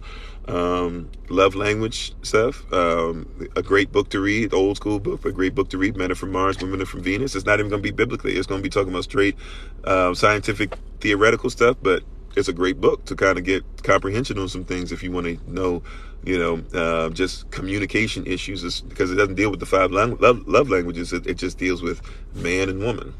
Why do males do this? He said his basic premise is males are from Mars, and on Mars, men don't really speak. Men just kind of high five. They shake hands. They pat each other on the back. They say good job, and that's it. They don't really say I love you. But women from Venus, on Venus, all they do, they're in their feelings, and they talk about this, and they're very extroverted. And then all of a sudden, the Venetians and the Martians, this is the premise of the book that came together. And when they came together, oh wait a minute, wow, we got some issues. He's not talking about it for real, but he's just using a poetic way. He's being very homiletic, trying to paint a picture of how we're very different in certain things, almost as if we come from different planets. And then when we met on Earth, now we got issues because Martians are like, why they talking so much? Like, if a guy be talking or whatever, we like, you got to back up what you talking about. Why you keep talking and talking and talking? You ain't back nothing up, right? But the Venusian, she goes, oh, she's like, why is this man just doing stuff? Like, he needs to hear me. Why isn't he listening? Why isn't he listening? And both sides have an issue, right? So there's a lot of different things that you can do. So many different things that you can do. But once again, even trying to figure out to define, this is one thing culturally. Once again, people get married. People date and then keep trying to date once they get married. Versus, we don't even, like, culturally speaking, we don't even date. So some people, when they ask me about dating advice and stuff like that, I can't even really give you dating advice, because dating is something where it's like I'm trying out the merchandise, but I might not like it, right? Like our modus operandi is always like everything I'm doing has purpose. So if I'm going to be around you and speak about stuff, I'm coming straight up for marriage. I'm looking for a wife. I'm not looking for a girlfriend. I'm not looking for somebody there's a possibility. I'm trying to meet your parents off the bat. I'm trying to have you meet my parents. Before we do any of that, I'm trying to tell you what I can provide and do and what my vision and goal is and my purpose is, whatever. And let's see if you can do the same, because my vision has to be incorporate yours. Oh, Granada in the house? Okay. Oh, wait a minute. Is it Grenada? Because Granada is the one around Spain or in the Mediterranean, right? And Grenada is... Please forgive me if I'm saying the wrong thing. I know I'm not supposed to say one or the other. If we're talking about, where Reagan did all that foolishness down there. I apologize if I said the wrong thing. Thanks, babe. My wife said, preach. Yeah, but we live by those things. Hey, how you doing, Shabbos? Integration. You said the TV only had 13 channels, no influence, different times. Yeah, but I mean, there's, that's true. I mean, there's more stuff that's there, but there still were magazines. There still was, there still were magazines. There still were people that putting stuff out in newspapers. There were still people that got together. Matter of fact, people went out, all the time to hang out and stuff. So women went out and they hung out with other women and stuff like that. But it was, society had a different thought process. The goal was marriage. The goal wasn't dating. Even when people talk about courting and stuff like that, like people who courted back then, even when they used the term courting, guess what you did when you courted? When you courted somebody, it's because everybody knew the next step was marriage. Now people talk about courting as if it's dating. Courting back then, like when your like think about, ask your if you got grandparents around, right? If you got grandparents that use words like courting, or if you ever talk to them, I want you to think about it, or ask them if you have the opportunity to. But think about whatever they talked about courting or dating and stuff like that. They were thinking about being married. They weren't thinking about just like, oh, like their automatic assumption. People back then used to look for, if I'm going out with you, I'm going out with you because we're getting married, not just because. My wife said because it wasn't selfie culture back then, it wasn't do me, it was bigger than an individual, right? You know, everything that you're doing with your spouse is a political statement, not just about you and your spouse, but about the culture, the family, the belief system, all that. People don't think about that now. People just go, oh, I like this person. Okay, we're going to get married. Oh, nobody's cool with this. The community is not cool. Like if the community wasn't cool with something back then, you thought about it. I'm not saying, you know, like Virginia for lovers type thing or whatever, you know, we don't just like you because you're white, we don't like you because you're black type thing, and that's just the simple. No, I'm talking about if the community was like, yo, this dude is going to mess up the community, then the girl would go and talk to the guy and be like, I love you and everything, but I don't think we can work because it would cause stress in the community. People say, well, that's wrong and this and that or whatever. I'm just telling you like what it is. It's a different mindset. You don't have to agree with it, but it's a way that people name things. Daughter of Zion says, I wish I knew the truth earlier in my life, but I can teach my children. Amen. That's what it's all about. I just want to forever somebody. I mean, well, that's a great mindset to do. Am I a lawyer? No, I'm somebody that knows law, though.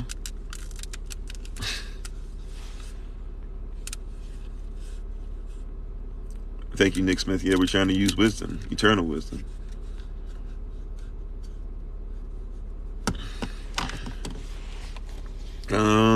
I don't know what my opinion is on that, and all honesty, I don't really know what that is. Just being honest with you, I'm gonna go try and look it up.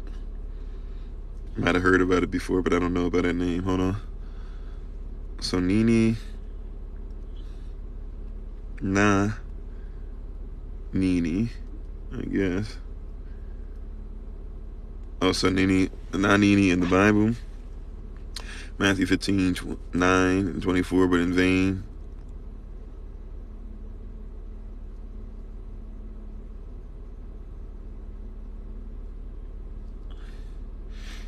Oh, so it's a Bantu word for I am that I am? I mean, I'm okay with people saying that there's Bantu stuff or anything like that, or religion based on culture, languages, call them Yiddish and Judaism to deceive you, but even those born in Africa and fluently speaking Bantu languages needed to colonize. Well, yeah.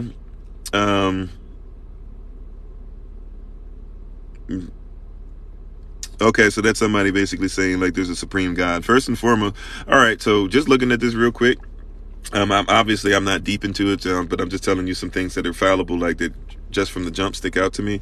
Number one, when somebody's talking about gods and African gods, we're talking about different cultures off the bat. We got an issue there because the word God is dealing with Germanic stuff. So we're already in the wrong place. Also, too, when somebody said, you know, that's the way of saying I am that I am wasn't what was originally written. Now, I think we do need to be honest about Afrocentric stuff, which is what we come through the lens, the prism, right? I think you can see it, right? That we come through a prism that's Afrocentric. And therefore, we should have a mindset that the people of Yashreel are Afrocentric. Matter of fact, when you look in the Bible or the Tanakh, you're looking at Kemet, you're looking at Cush. These are people mixed in. Kemet, Cush, Hittite, Moabite, Canaanite actually is what turns into what we now call Phoenician, the people who made up the phonetic alphabet, which eventually gave birth to the alphabet. Don't forget about the Carthaginians, who said that they themselves were Phoenicians. Don't forget about the Bible actually talks about them, even when they were in Israel, when things went bad, that Kemet and Cush would come up to fight for them, and people would, when they would scatter, even way before Yahshua came, and even after he came, way before all that. They would scatter to East Africa. They would scatter to West Africa. They would scatter to Central Africa, right?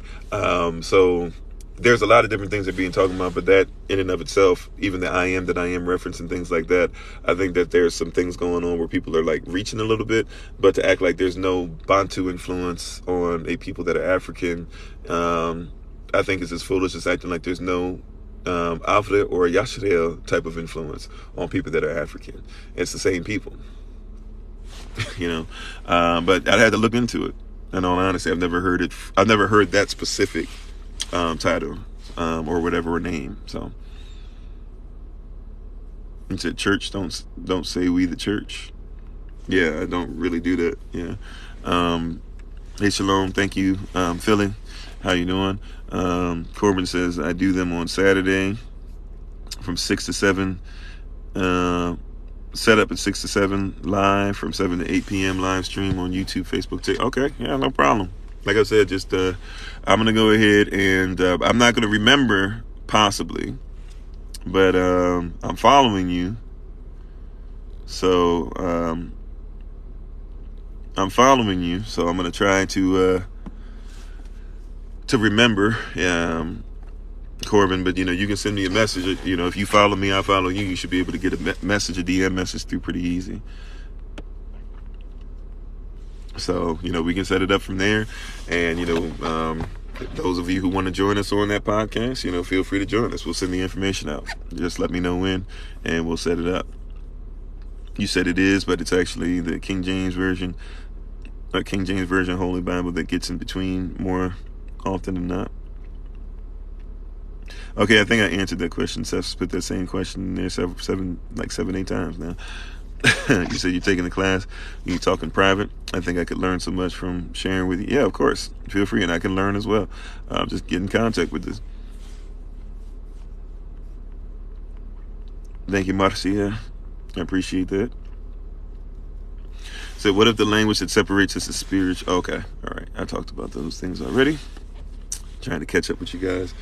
And gonna get ready to take our leave somewhat soon. We got a little bit of time left, but we actually have are blessed to be able to fellowship with some of you all today.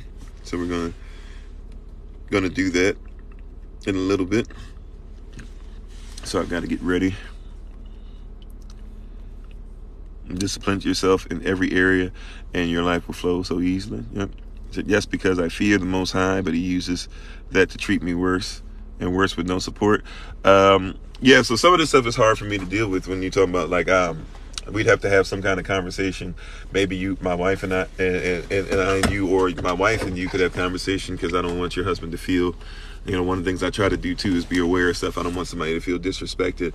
But it's difficult to have a conversation without actually dealing with, having a conversation. We're kind of sort of having one now. But, if you're being abused or something like that, we're going into a different level. I don't know if that's there. But, guys, abuse basically just means abnormal usage. So if you're dealing with somebody who's abnormally using you in any way, shape, or form, is different. But also you got to understand when it comes to truth. Yahshua taught us this in Luke chapter, is it Luke 12 verse 51, right? Where he said that I didn't come, don't think that I came, that everybody's going to be at peace. He said, when I bring truth's going to have people and families separate. And if you were husband and wife, or if you weren't really a husband and wife to begin with, and now you're learning what it is to be a wife and expecting things from a husband, but somebody's not ready to grow in that, it's a very difficult spot to be in, a lot of different stuff. But I'm not here to tell anybody to keep or not keep marriage. Because once again, you've got to make that decision for yourself. But yeah, some of that, I don't know how much more we could talk about it without having to go into some of those details and kind of getting away from the name stuff a little bit. I mean, I guess it's fine. We're entering into some Q&A at this point. Then it says, I don't know what I'm bringing to the table, but I know I'm putting culture on it. That's a great step. That's always a great first step. Oh yeah, the book of Tabat, or the book of Tobit, really speaks to our culture on or marriage. Excellent read. Great suggestion. Yeah, definitely. What if they don't align? What if you had not predetermined this? You talking about as far as marriage? I mean, well, once again, yeah, if you're in a marriage and you're trying to make it work, you kind of got to do what you got to do. That's why we should make sure that people are being taught this beforehand. It's like if somebody says, hey, I started a business, I got loans for the bank and everything, the business is kind of sort of doing all right, but I don't have the money to pay back the loan. What do you suggest? I mean, I can try to help with some things, but if you got a loan and you made an agreement and all that stuff, I mean, maybe we can discharge that debt, but You know, it depends on how you got the loan and some other things and what you're using it for. Did it come from the government? Like, there's a lot of different things we could talk about versus if you came to me before making the loan, right? But we're not taught to do that. Once again, I say this quite often, but let me say it again. It's easier to get a marriage license, right? To be licensed to be married in this system that we're supposed to be in but not of. It's easier to get a marriage license than it is to get a license to do nails, to do hair, to cut hair, to get tattoos. It's easier to get married than it is to make sure that you do somebody's nails. That shows you the lack of mindset. People think you need to be better prepared. It's easier to get married than it is to drive a car, right? Like, people think you need to be more prepared to drive a vehicle than you do to make sure that you make sure that your life and your life becoming one with somebody is taken care of.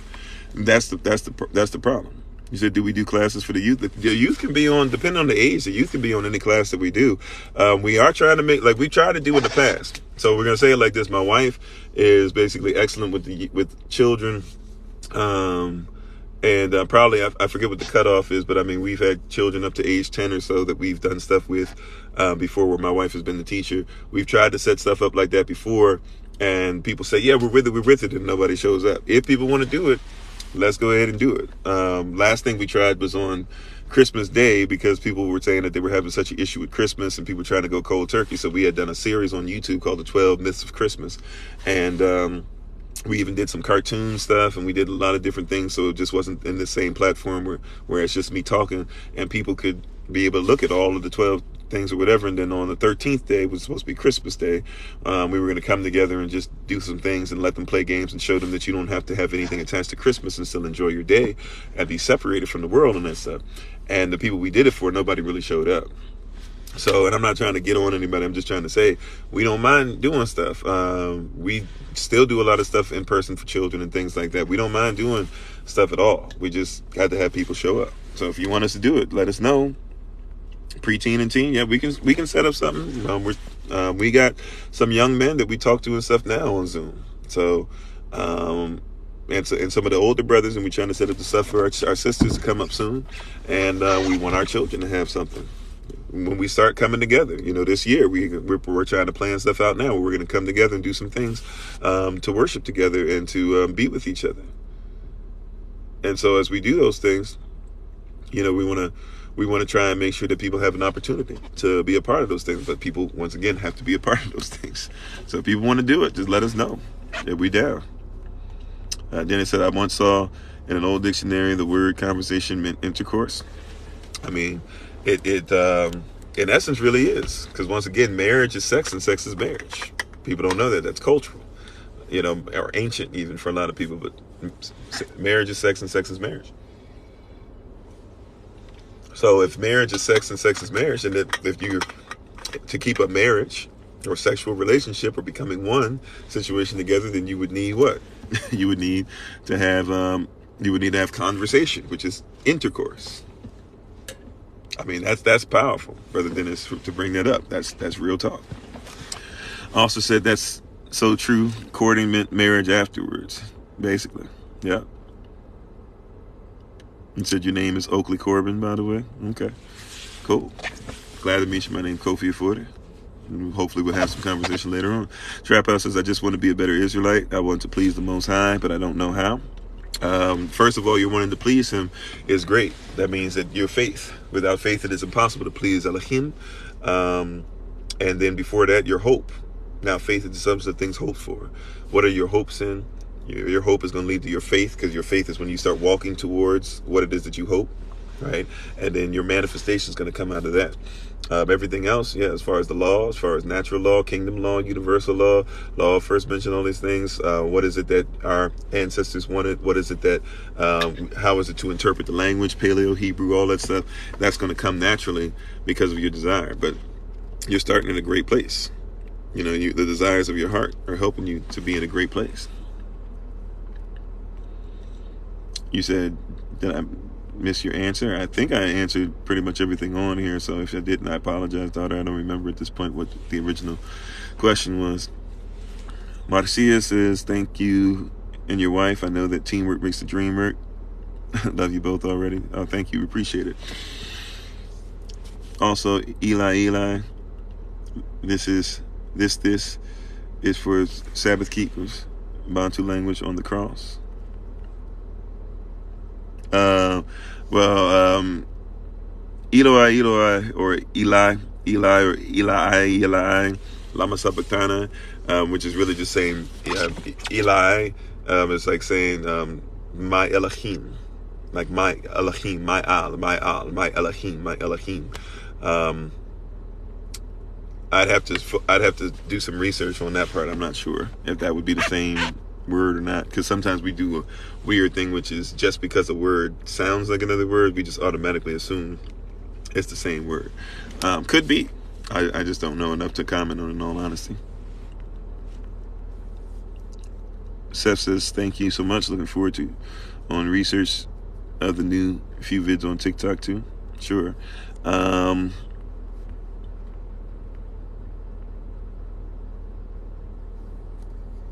Okay. Trying to catch up, and thank you guys for being on. We appreciate you. Let's see.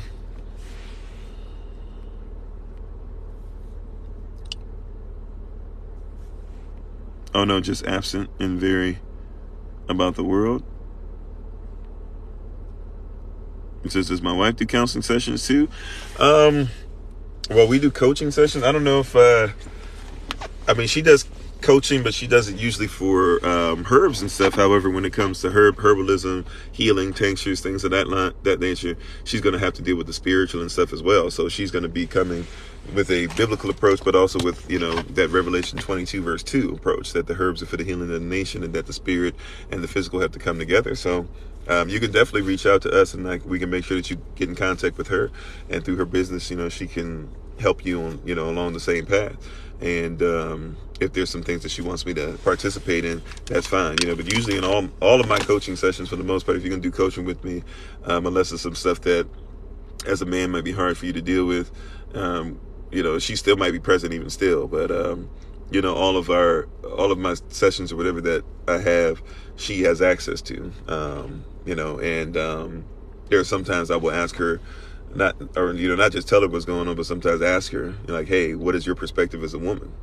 As my wife, there's some things that I need you to help me to get in this, because I might not comprehend what this brother or this sister's talking about. But so she'll be present in a lot of stuff that I do, period.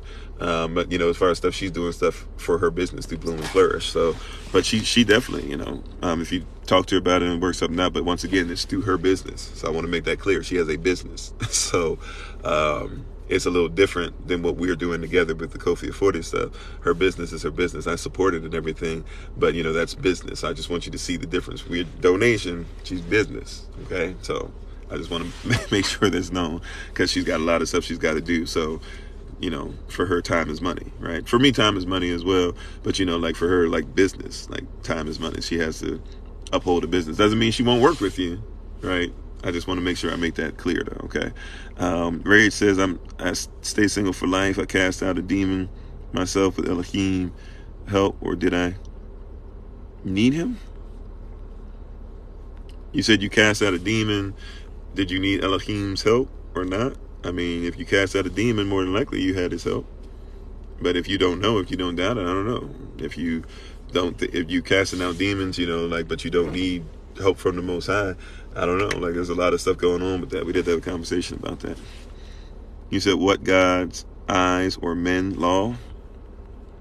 Okay, I'm not comprehending the way that you're putting the words together. I'm guessing that you're saying, is it God's law or man's law? I mean, we can tell the difference between the two.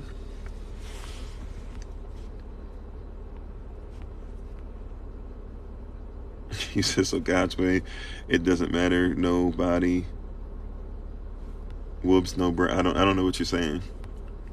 If you can help it. Okay, I'm not quite catching what you're trying to lay down. I'm sorry. J.D. Layton says, can we buy or sell on Sabbath, or was that something Nehemiah took away from us in our land?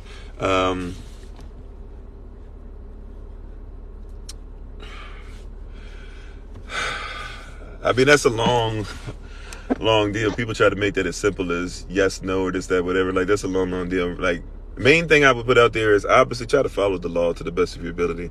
However, the Sabbath was made for man and not the other way around. We were not made to make sure that the Sabbath was put in place. The Sabbath was made to serve you and make sure that you have rest. The main deal out of rest, by the way, you should always be in a period of Sabbath. There's a physical day, yes, Sabbath, keep it, but the goal is to always be in a place of Sabbath, to where we're always in a place where the main goal of Sabbath is to remember. To remember, the word remember is not recall. Remember means to remember. Like, so if you have let's say you have a finger that is chopped off or whatever, right? You can pick up the finger, wrap it up, right? Make sure it's on ice. Make sure you got ice on the part that's missing. Get to the hospital, and they can reattach the finger, right? And it can still work and be serviceable. Why? Because it was dismembered, but you were able to do some stuff to make sure it could be remembered, right? So it's a day of remembrance. You have lost some things because you've been attached. And so Sabbath in a way is fasting, a time of fasting, and saying, I'm going to get rid of a lot of different things to make sure that I can bring things back to myself. So if that means you don't have to cook because you've already prepared food, so you don't have to focus all day on cooking, then why not take the opportunity to do that? If that means that you don't have to worry about having a bunch of payments coming in, then why not take the opportunity to do that, right?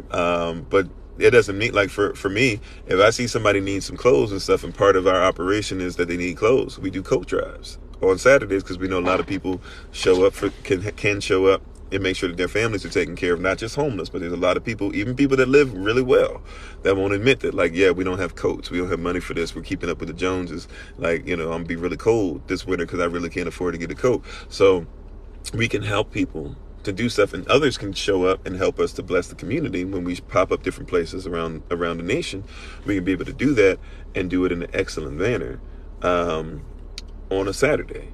And so even though somebody would say, you're not keeping the Sabbath, well, I'm blessing somebody and I'm remembering, I'm bringing things to remembrance. And so I have a lot of things that are already preset, like the vehicles are already packed, and the spot is already known, and the flyers are already put out and stuff. Like, we already have it. So all I'm doing is showing up and saying, here's some clothes, take what you want, right? So even in that sense, and even Yahshua speaks about this, right? Where he says, like, which one of you, if your ox fell in the ditch, wouldn't take off their clothes and everything and start working hard to make sure the ox got out the ditch? You wouldn't just let him die, because that represents what? Finance. That represents what? Something that's stability for your family. Heck, maybe you have an affection for that ox. You love that ox because that ox has been helping you and blessing you and stuff, and you've been able to get what you got because of that ox. That ox has given you family members, right? Whatever it is, right? So you wouldn't just let that ox die because of the Sabbath. You would make sure that you did what was necessary. So you get into a lot of different things or whatever, but long story short, those things are put in place. The main thing, though, on the Sabbath, especially 10 Commandments wise, is to keep the Sabbath, to keep it, to protect it, and to keep it what? Holy. Be holistic about the approach in it, and what? Remember things that you haven't had a chance to bring back to your memory, or not even your memory, your remembrance, right? You're being put back together, right? You were dismembered of some things because you're so busy running around. Take some time out to bring your family back together. Take some time out to pray a little more. Take some time out to make sure that you love each other. Take some time out to do those things. Yes. So there's a physical day for it, but the goal is also, the physical day is to try to remind you of how to do this all day, every day, all year round. So, yeah, if you don't need to buy anything on the Sabbath, don't buy anything. If you have something, like if you're like, oh man, I'm so busy this week, I didn't make sure I took care of food, I don't even have anything in the house to cook, you might want to go buy some food and not be like, oh, well, we just gonna fast today. Like, if y'all weren't prepared to fast today, that's irresponsible for you to not make sure your family eats. All right. So once again, we don't want to be so spiritual. Like, people take spirituality and make it mystical, but we got to make it practical. Right. What city am I in? We're all over the place all the time. All over the place all the time. We're going to be like kind of sort of in between the DMV, and like within the next week, 2 weeks, we're going to be in between the DMV all the way up to New York, and then all the way back down the East Coast, down to the Georgia area, Might go further down south than that. And then after that, going to be going, Central America a little bit too, or Central United States of America, and then trying to come back at some point. So we're all over the place. We have people that are all over the place. We're trying to make sure people get used to meeting with each other on a regular America, and then trying to come back at some point. So we're all over the place.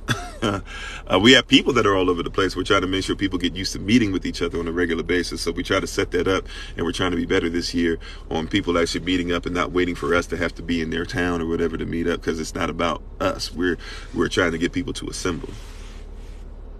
Henry said, great analogy. You have to take classes for barber license and marriage. Like, right, but you don't take any classes. People don't even think about that. Even in churches, even in assemblies, all over this, people will talk about, oh yeah, like very few people take marriage classes.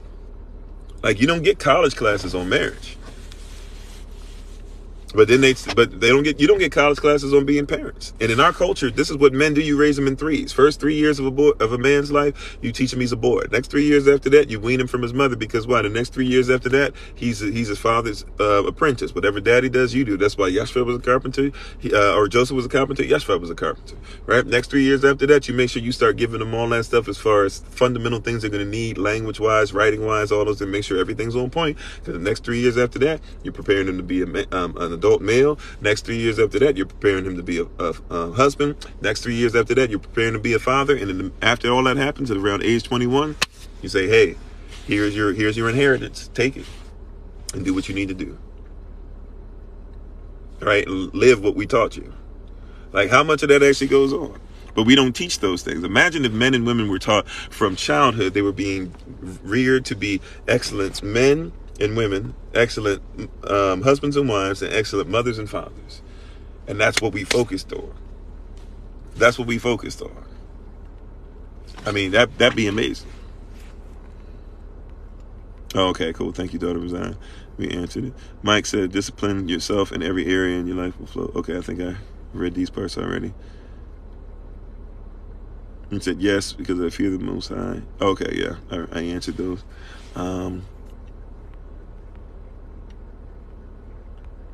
Oh, it took me back to the same place. Shay says, is it a sin to move on? Are you to remain single till after death? I missed the first part, but I guess your question is, if you are in a bad marriage or whatever. I mean, there's a bunch of different things. Pretty much the only acceptable thing, like, is just outright, you have a way out, because marriage is sex is marriage. It's a covenant. It's a contract. So if somebody's unfaithful and they have sex with somebody else, the Bible teaches us, even in Matthew chapter 5, our sweet spot, Sermon on the Mount, Matthew chapter 5, verses 21 through 26, talks about, or maybe, no, verses 27 through 32, I believe, talks about that if you commit adultery, you actually make your husband or wife also commit adultery, because you're in a contract. One of you does, the other person does. At that point, if you want to leave the person, you need to leave the person. If you're unsure about it, you probably still should leave the person till you become sure. If you are going to try and make it work, you're going to need to figure out a way to make it work. Not saying that you need to just get over it like that, but you're going to need to find a way to forgive and find a way to start letting that person get trust back in the relationship. But yeah, obviously, like, that's something that's crucial. If it's other things, like if somebody's putting their hands on you, separating from somebody, like, is a necessity. If somebody's doing certain things like that, sure. But if you're divorced, or if you've gone through that, or if you already have divorced, you guys have had other relationships, whatever the case might be, can you get back with somebody? Sure, but start working on being a husband or wife. Just because you're in a relationship, and let's say, like, somebody was real bad in a relationship, there's no such thing as 100% anybody else's fault. So if you were in a relationship with somebody that was that terrible, like, and a lot of people say from the get-go or after the first few months or whatever, if you look back, you probably would have seen some signs before you got married. So we probably should make sure, hey, do you know what a husband or wife is this time? Can you learn even from the mistakes of picking or choosing? Are there sometimes you opened up your mouth and said some things that might have made the person be like, oh, for real? Okay. Like, and they want to do something hurtful or harmful back to you. Doesn't mean that what they did was right or righteous. It just means that, are there some things you could have learned yourself? So there's a lot of different things that go into that. Once again, it's not a one size fits all, but it's there to protect all. Laws to protect all. So you'd have to look at those things. You said you shared that scripture with your family, Brother Clem. Yeah, you said, can you talk more about it, family or being tested? I don't remember exactly what I was talking about, Brother Clem. Can you hit me up in the comments or in the chat again real quick? And I can see if I can get back to it so I can make sure I'm, being obedient to what it is that you're asking, if you don't mind. You said tap the screen. Oh, thank you. Yeah, you can tap the screen, show us some love. Thank you, Shabbos. Trap House said, what day is the Sabbath? Is it the day of the new moon or the day after the new moon? Sabbath is every seventh day. Shabbat is every seventh day. If you're talking about the new moon, like the day that we see that the moon is new. We have telescopes and things of that nature. We even have websites that kind of make it easier that we use, that you can just simply see it. And so we kind of just go off of what the actual, day is as far as astrologically speaking. But not saying we worship the stars. I'm just saying we use astrology, right? Like, to be able to say, okay, this is what the day is. But you can tell what the days are even by the out of the calendar. If you want to go by Saturday is Shabbat, a lot of people just do that. That's easiest. We kind of do that, and it lines up actually quite often. But if you want to go by the ancient calendar, you can do that as well. You can just look up online, like Israelite calendar, Hebrew calendar, etc. Like, I don't know if you want to look up Hebrew astrology, because that kind of gets you into some Google stuff that's religious. But if you want to study some of that too and try to figure out what's actually cultural, what's not, feel free to do that as well. Michelle says, what if cooking is what brings the family together, where we discuss the Bible on Shabbat? If that's what you want to do. Once again, I guess, are you saying that it's only because you're cooking? Because you could make the food on Friday and then you could just come together and eat. And by the way, Shabbat for us is, if you want to do from 12 a.m. Saturday to 12 p.m. or to 11:59 p.m. on Saturday, feel free.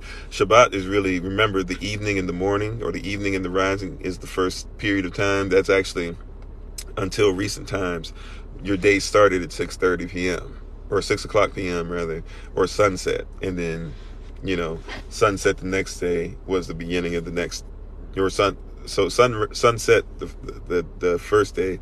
So basically, long story short, 6 o'clock p.m. Eastern for me, is what I keep as far as Sabbath. And then 6 o'clock p.m. the next day is the beginning of the next day. So I go 6 p.m. to 5:59 p.m. That's my 24-hour period, or back in the biblical times would have been 12-hour period, because an hour back then was 2 hours. But today, an hour back then was 120 minutes. An hour today is 60 minutes. Nevertheless, like you're doing the evening and the rising. But, I would say, you can go ahead and cook some stuff on Friday or whatever and then come together and have stuff. It's just a simple change in mentality, But, if you feel like you need to cook or whatever to come together, we're kind of messing a little bit now with the stuff. Like I said, it's not meant to serve man, but you could prepare for it. If you do need to cook on that day, though, don't stop cooking.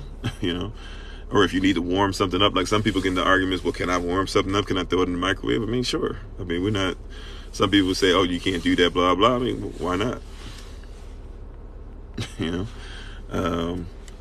It's our pleasure, T Granny.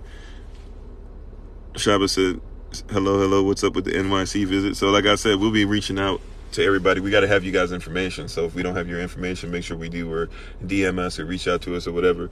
But we're looking at, like I said, doing all that up and down within the next week or two.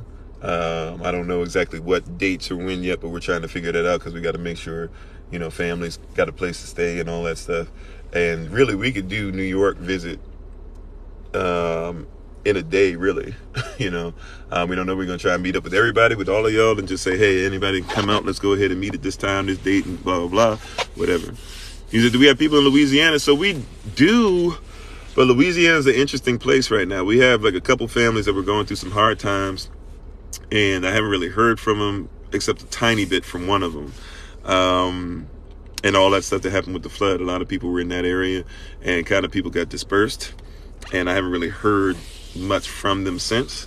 But we do have people that we have people that aren't necessarily part of. Well, I'd say they're part of the community too. We have a friend of ours that's like a prophetess in that area as well. I wouldn't say like she's part of our organization, so to speak, but she's part of the part of the family. We love her; she loves us. But we have some other people down there. But it's kind of I haven't really been able to hear from people in that area. We do have people like in Arkansas and in Texas and stuff like that, but obviously that can be long routes away. But we're looking at doing some stuff and coming around, so at some point we'll try to throw out some stuff to people who, once again, we got to have your information. I don't like to put that stuff out in public, not just for protection of self, but also protection of you guys. I really believe in protecting each other. So once again, if we have your information, we'll try to start reaching out to you guys soon and start trying to have it set up where we can start having a communication tree. We have it set up on in the Northeast region right now, which is, we're working on finishing up in the Southeast region, and in the Central North region of America. We're going to look at the Central South region very soon to be able to get that stuff together as well. You said you're in Chicago, would love to meet and build with whoever's willing. Hey, we got some people over there, so we're looking at doing some stuff. Just if we get your information, that's what the goal is. By the way, those of you who are in the Eastern region, Minister Anais, who's one of the people who's on here now, she's going to be somebody who's making sure she looks over things for us in that region. And she's being helped by Sister Sonia, or should I say Minister Select Sonia, who's going to be finishing up her training soon. And those two will be working in that region. So anybody who's there, if we get your information, they'll probably be some of the people to make sure that they're keeping in touch with you and seeing if we can set up some stuff to make sure we're meeting together. You said, why do I have the wedding band on my right hand instead of the left? It's because it's a reverse picture. It's on my left hand, right? It's a mirror image, right? If I were writing or something like that, then I would put it to where you would see the actual image. But the way that TikTok has it like this.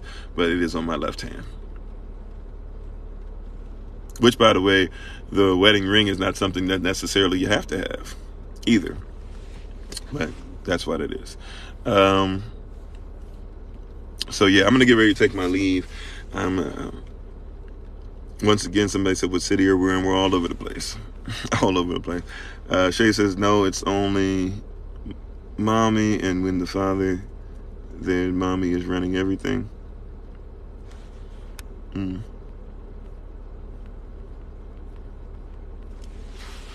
Corbin says, should I move out of my home if my wife is literally chaos and I cannot keep it in order? We had that conversation because there's a lot of questions I'd have to ask, and all honesty, some people don't like this, but if I really had my way, I would have to sit with the spouse and stuff too, and see, because I'm not saying that you're wrong or anything. I have to know more. Because it could be a bunch of stuff. It could be communication issues. It could be that, hey, like when we got together, we were gonna do woo woo woo. Now all of a sudden you learn about the Most High and everything, but look, that's not what I signed up for. And real talk, as bad as this might sound to some people, that's something you got to be real about. Like, you know what? When I got with you, if I was out there in the street doing whatever, if I was out here cussing people out, or if I was out here acting ignorant and you still want to be ignorant, like, you didn't sign up. That's what I'm saying. Like, that's why we got to look at being qualified. Like, if I got with you and we was out here doing whatever, now I'm doing better, I can't really be mad at you because I'm asking you to kind of rip up the old contract, the old covenant we had, and do this new thing. Yeah, I can't really be mad at that. Like, you got to have a real conversation. Like, look, okay, I understand this is where I'm at. This is where we were doing. I still love you, and I want to see you be like even greater than what you are. Like there's no woman to me on the planet that I want to even compare you to. At the same time, though, I feel like both of us have an opportunity and responsibility to go to this next level, right? And you can say this with your husband as well, if you're the wife having this conversation, right? I've humbled myself in a lot of different ways, and I realized that as much as you accepted me, I want to tell you this. Hear what I'm saying. I was at a level when we came together that was terrible, but you accepted me and you felt like lifting me up and making me feel like I'm the greatest man to ever walk the face of this planet, even though I was nothing.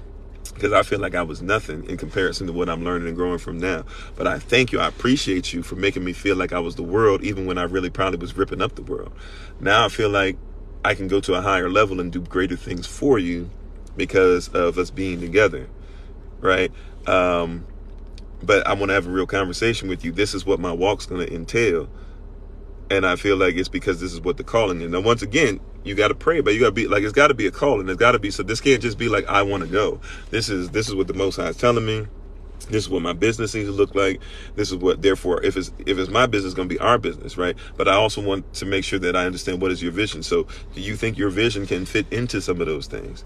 Are you going to be okay? Look, if you still cussing and doing whatever right now, fine, but if we figure out a way to speak each other's love language and do this or that or whatever, do you feel like you can support me in this? I want to support you in everything that I do, but I also feel like some of the things that you're doing are things I can't follow down anymore. Like, I don't know if there's drug use, you're talking about chaos. It could be a lot of different things, but that's why I said, like, we got to have a conversation. But even in that, I can't be mad at the other person if when you got together, I don't know what the situation is, right? But I'm just saying, whatever it is, if you got together and you were committed to something different, and now all of a sudden you're realizing you weren't even a husband or a wife then, and you're saying, hey, I'm becoming a husband, and I feel like this is gonna be greater for you, but I also can't be the true husband you need me to be if you don't become a wife, and I can't grow if you don't grow, and you can't grow if I don't grow. And so we're gonna be stuck in this thing without growth. I know you're happy with the stuff where maybe I was ignorant of some things and mistreated you, and maybe once again, because as a husband, I'm the reflection, so maybe you just reflecting what I gave you, but now I want you to reflect something different. And by the way, that's going to cause chaos. Like, I'm supposed to have been doing this. Now you want me to do something different. That's being double-minded. Well, for a second, there is going to be double-minded. You're going to deal in chaos. So there's a lot of different layers to it. That's why it's not like necessarily one size fits all, because everybody has free will. The law is one to make sure that we protect ourselves from certain things, so we can start going into law to figure out what can we set up to ensure that, hey, there's going to be a blow up here, but what can we do to make sure that it gets diffused real fast, right? Or what can we make sure, like, hey, when she says this and that or whatever, is that when you, like, look, hey, if you say these things, understand I'm going to hear you, and then I'm probably not going to talk back to you. I'm going to go for a walk. But why ain't you going to say nothing back? I can't say anything back because you're going to say some things that are going to upset me, but I'm going to respect you. And I'm going to listen. And then when I'm ready, I need you to allow me to be able to come back and say what I need to say. Well, that's not a conversation. True. We might not be able to start off with conversations. We might have to start off with, you tell me what you want. I got to get myself together. I come back. Like, there's tons of different ways to deal with it, but everybody's marriage is different.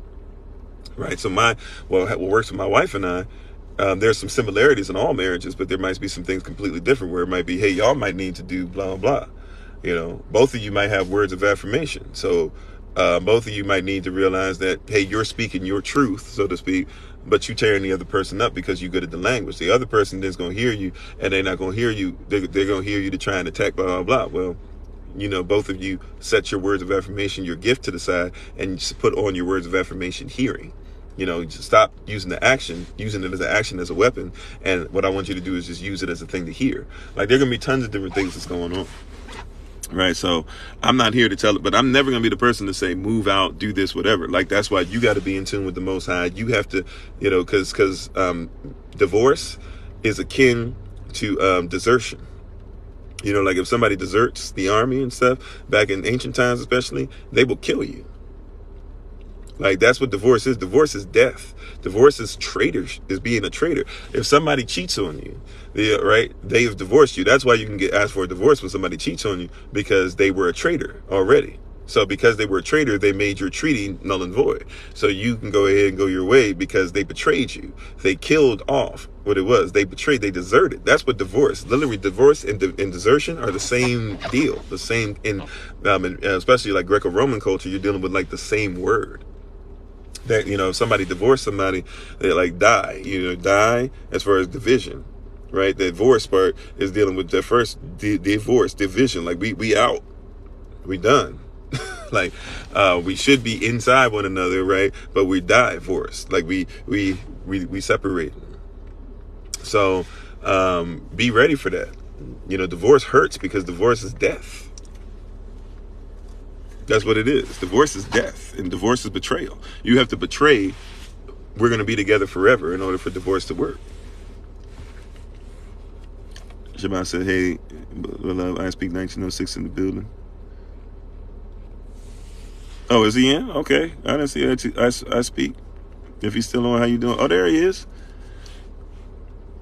I speak if you're still on. I don't know if you're still on or not. If you're still on, let me know real quick. I'm gonna try and go through all these comments real quick and try to see if I can get to you if you're still on. I want to have you come on and say hello to everybody. That's my little brother right there. If you're still on, let me know. Matter of fact, I'm going to just go ahead and send the invite. If you want, come on. If you want. I don't know if you sleep still, got crust in your eyes, whatever. I know you're in Hawaii, Kauai. I know. So what you, I'm on the East Coast. So you might be like 7 hours. So it might be like 3 in the morning for you. I don't even know what you're looking like, bro. Matter of fact, if you don't want to come on, I understand. If you don't want to come on, but yeah. Okay, I think I've pretty much caught up on all these things. Hey, Miss Modesty, how you doing? You said, do I know anything about international travel with religious exemption versus the vaccine card? Not really. Not really. I mean, I, like internationally, I guess like internationally is different. There's some countries, I guess, like once you land, they just test to see if you are, to test to see if you are, if you have COVID and if you, or they'll quarantine you or whatever if you don't have COVID or something like that. I don't know. I haven't really tried to do international traveling, ever since everything went down. I haven't really focused on it. It hasn't been my, at some point we got to focus on it again, because I don't want too many years to go by before we aren't visiting some of our people. But yeah. Yeah, I don't know. I have to look up that stuff. It's our pleasure, Betty. Thanks for being on. I'll put the info up. You were cut out before. Yeah, we're gonna put the info before we leave.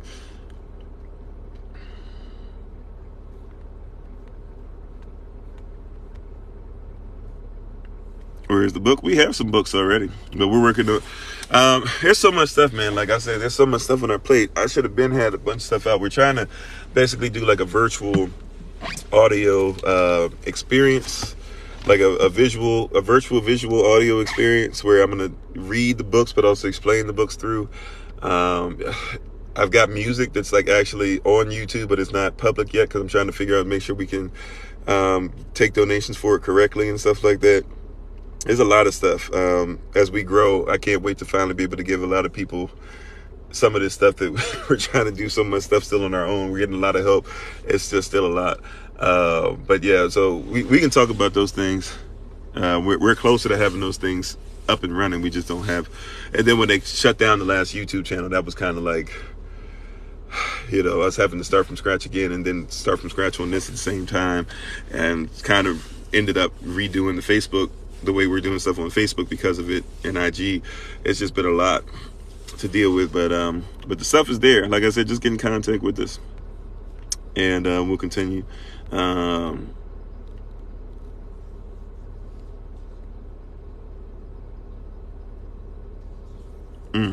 Okay, just said it just now.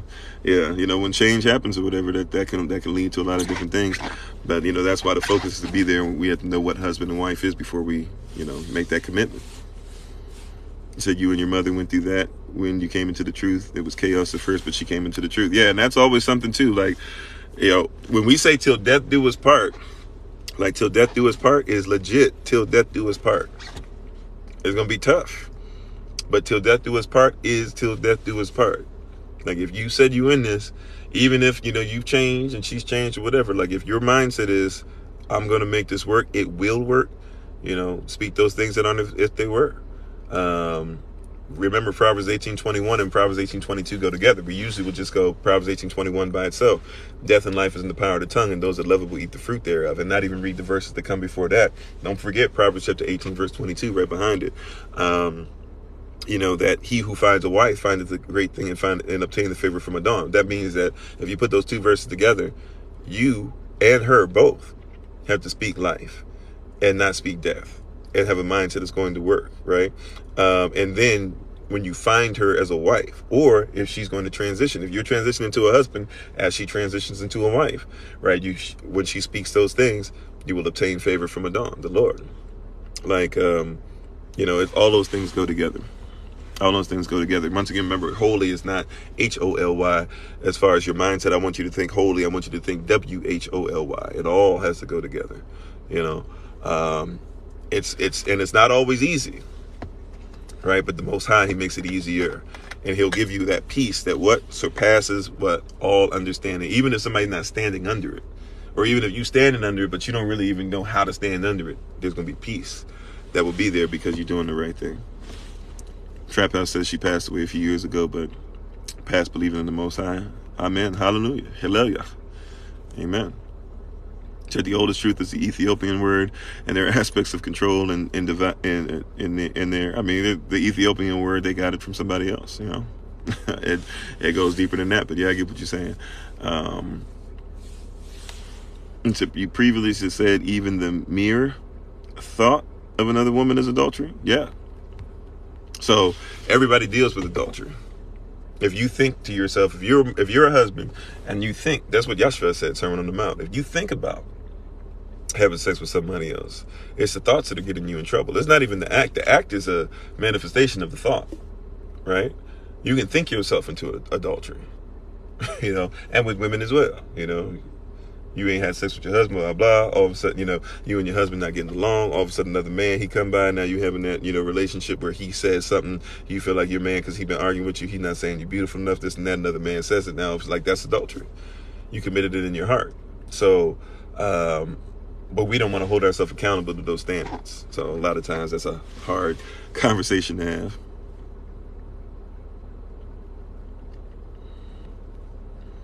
Got you fired up. Amen. Amen. That's what we need to be, fired up. We got that energy. Be ready. Anubis says, I haven't even gotten my star on my driver's license. Have I ever thought about using Twitch? We're thinking about using it more because, and I'm possibly looking at it's just time, like literally, especially because we be on the road all the time. And sometimes I don't know when we're going to actually leave and when we're actually going to get somewhere. So it's a lot. But I'm thinking about possibly doing on YouTube and Twitch. We already have the YouTube channel, but adding to YouTube some different things and just only what we're doing on these conversations and from time to time and stuff, because I got to do Patreon stuff now too. So there's a lot of different things. We got classes coming up again soon. So it's a lot of stuff just time wise. What I'm thinking about though, as far as YouTube and Twitch will be a little different, but on YouTube, going on there and, doing reactions, like watching other things on YouTube or whatever, and just reacting to it, not doing it for any kind of income or anything, just going on there watching something, watching an old part of a movie or watching something I think is interesting, or you guys ask me to watch stuff all the time, so maybe I'll go watch what you guys say and then do like a little thing where you can see me talk about it, like a review or something like that. And then on Twitch, possibly, like I do video games, but I don't really do them enough to where I think I could utilize Twitch on a regular basis to do something like maybe because my son, he has a YouTube channel. He likes video games. Maybe him and I can use Twitch to kind of do something for people who are gamers and stuff and play games with each other and stuff like that. But also maybe on Twitch, possibly like, just go on and watch a movie. So, movie comes out, everybody's like, yeah, let's watch such and such, this and that or whatever. Okay. Like, hey, I don't know. See, it's like so little time. Maybe on Fridays. No, Fridays I got class, right? Even though I'm not teaching, I take class with everybody else. Friday we got basic French. But I had to find the time. Maybe it'll be late on Saturday, like a late night matinee or something. We'll like catch a couple different YouTube videos or some Netflix special or something like that, and we'll all sit down and watch it together on Twitch or something like that, and we can have conversation about it or something like that. Like, so I'm thinking about it. Once again, it just comes down to time, because even these lives that we do, the lives could be 3-4 hours a day, and then when we put classes with it, that's 5 hours already just in that. Of course, family time, homeschooling stuff, kung fu stuff, if it's time for when it's time for like Solomon's lessons, things like that. Like, there's so much stuff going on. So I don't know, but we'll think about it, those things. We got so much stuff we're trying to do.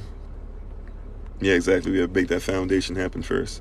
So I'm going to go ahead and take my leave. I know you guys asked again, as we always do. We'll make sure that we put the put the information up for you guys to be able to get in contact with us before we take our leave.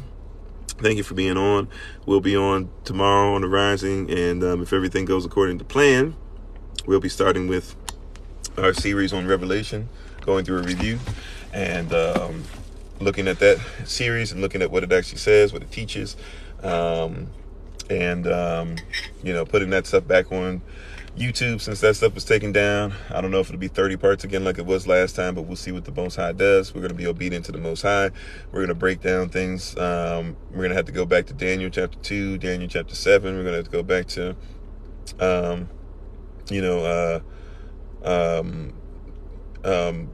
Badashit Gamal, Genesis 3. We're going to have to go to Ezekiel, Aleph at Beit, Ezekiel 1 and 2. We're going to have to go to Zephaniah, Dalet, Zephaniah 4.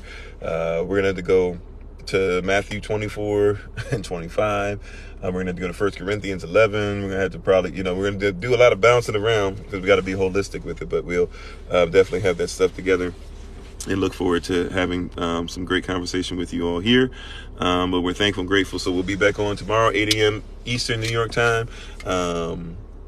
Check us out on different platforms, hashtag FindKofi.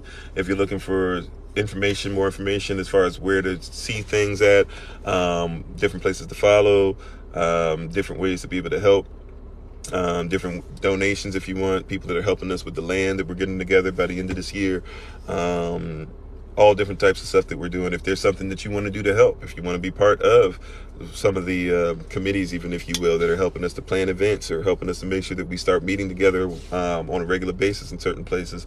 If you'd like to help some of the ministers that are in place now to make sure that communication goes on, if you'd like to be part of our classes, whatever it is, just reach out to us. You can go hashtag FindKofi. That's not only the name of our YouTube channel, but you can just Google hashtag FindKofi, FindKofi. You can look at our website, kofi-ofori.com, KOFI-OFORI.com. You can text us at the number that's up here, 410-714-5078. We also have another number, so if you're looking for things that are going to be links that are sent to you, it'll be coming through a 202 number. If you want to DM us, the list goes on, use Messenger, et cetera, email us. You can get the email through the website, of course. So many different ways you can get in contact with us, and we'll be thankful and grateful and blessed to be able to help you in any way that we are able to. So I thank you all for being on. Our prayer, as always, is that you not just be hearers of this word, but you be doers as well. We also are thankful to the Most High for everything He's done today. We're thankful for Him for what He's going to do today. We're thankful for Him for my wife, the Honorable Maya. You can follow her, Maya Ofori, on YouTube, TikTok, her website, and Pinterest at Bloom and Flourish. Not A-N-D, but the letter N, Bloom and Flourish. She's a healer, herbalist, chemist, and biologist by degree, by the way. And also, too, is helps our community with tinctures and different things like that. So we're thankful and grateful. Please support her in everything that she's doing as well. And that's all I really have for today. She also goes live too. It just depends on what's going on. She also, I think she will take today off, but possibly start back up on Monday. She goes live at 7 a.m. or 7 p.m. We're on every Rising every day, 8 a.m. Eastern New York time. She's usually on 7 p.m. Eastern New York time. And then Mondays, Tuesdays, Thursdays, and Fridays, I'm on at 8 o'clock p.m. Eastern or New York time. We thank you so much that we appreciate you all. Seize the day. Remember that we're transitioning from last year, our year of pursuit, where we're pursuing the promises of the Most High, to this year where we're trying to live inside that which we pursued. We're thankful and grateful to each and every one of you. And as always, it's Pastor Kofi, Pastor Servant to Christ, where we are always changing lives one mind at a time by being a voice of the voiceless and speaking the unspoken, until I have the great privilege, opportunity, and responsibility of being in front of you all again. Please remember, as always, that you are loved, you are necessary, you are majestic, you're fearfully, wonderfully made, in you, which is all of us working together, will be the reason why people who are in this system no longer have to be of it. I did see the comment on there talking about the Cash App. Cash App, you can actually look at our bio if you'd like to make a donation, and thank you if you would. And just simply tell us what you would like the donation to be for if you use that. We also do, but we do Cash App, Zelle, PayPal. What's the one? Somebody just asked us about one that we hadn't used ever, but we had an account. Not Green Dot, even though we do use Green Dot. Something else. One of the other platforms. Anyways, but it's all in our, if you go on the bio, you can look up the Cash App stuff, but also if you look in our link tree on the bio for the website, go to the link tree, and it'll have all the stuff that you can go to be able to be a blessing and support. So we're thankful and grateful to you all. By the way, we're looking at possibly by tomorrow, the shirts being done, as far as, well, we have the old shirts if you guys want some of those too. But we're looking at shirts being done for donation. We're looking at the shirt, put some respect on my shim, right? That one coming out. So you guys are interested in that one. I know it's been a while. But also, too, y'all tell us, I want you to think about it, pray about it. And you tell us tomorrow when I bring it up. We're looking at possibly putting a shoe together. Only thing about the shoe, and probably going to call the first one Shim, right? So we call them, they'll just be Shim, right? Remember, Shim means name, it means authority. So we're looking at putting the shoe together. That'll be Shim, right? Only thing is, I guess we'll have a male and female version of it. Only thing is, though, is that every place that we try to go to, even if I go physically to somebody I know to get it done, shoes are going to be more expensive, right? The shirts have to be a little expensive, but they don't have to be anywhere close to, like, the shoes might be, and I tell people all the time, don't buy shoes that are expensive, right? So I kind of feel like I'm going against it. It would be for donation purposes. However, I kind of feel a little weird about it, if I just be honest. I'm praying about it. I don't know if it's just my personal thing. Sometimes it's hard for us to ask people for stuff. I still deal with that sometimes, to ask people to help us with stuff. So it could be because of that. But y'all pray about it. Y'all think about it when we bring it up. Y'all tell me what you think. But if we do the shoes are probably going to be like, I think the cheapest shoes just to get them made. I'm going to try and see if I can learn how to make shoes, which is going to be pretty interesting. If I can learn how to make them, then I'll just make them. Right? But that's going to take me a minute. So if we were to have somebody do shoes in the meantime, I think the cheapest just to get somebody to do them for us is $38, which means that we would have to charge you more than $38 just to send it to you. We have to charge you probably like $48 to send it to you. And that means all we're doing is taking care of FedEx, which means like if we actually want donations from it, even if we were only making let's say we were only making $15 per pair of shoes, what's that, 48? Let me just make it 50 for my math to be easiest, right? So, well, okay, 48 plus 15, that'd be 63. So it'd be like $63 just for a pair of shoes. So I don't know if that's worth it in the long run. But you guys tell me what you think, and we'll see. But thank you guys for being on. We appreciate you. Excuse me, we're going to get out your way. And thank you so much. As always, this has been Pastor Kofi once again. You guys take care of yourselves. Pray about those things. Take care of one another. And as we get ready to travel some, especially those of you who are on the East Coast, we'll try to make sure we have give word to you guys when we'll be in what places. Those of you who are in the Central North, Chi-Town area, so, Illinois, Michigan, Ohio, Wisconsin, Indiana, places like that. Illinois, if I didn't say Illinois already, I think I did. North Dakota, South Dakota.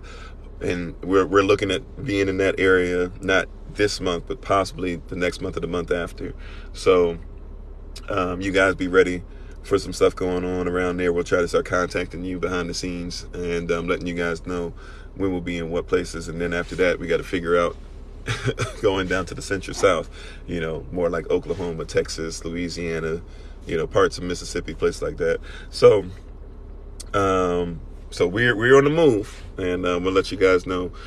Keep us in prayer, and we're thankful and grateful for each and every one of you. We're excited about what the Most High is doing. And have a great day. Tomorrow we plan on starting Revelation, and looking at what the Most High has for us to reveal in. Remember, the word reveal just means to rejoice. So anyways, thank you so much. We appreciate you. Shalom to everybody. Peace. And take care of yourselves. Thank you.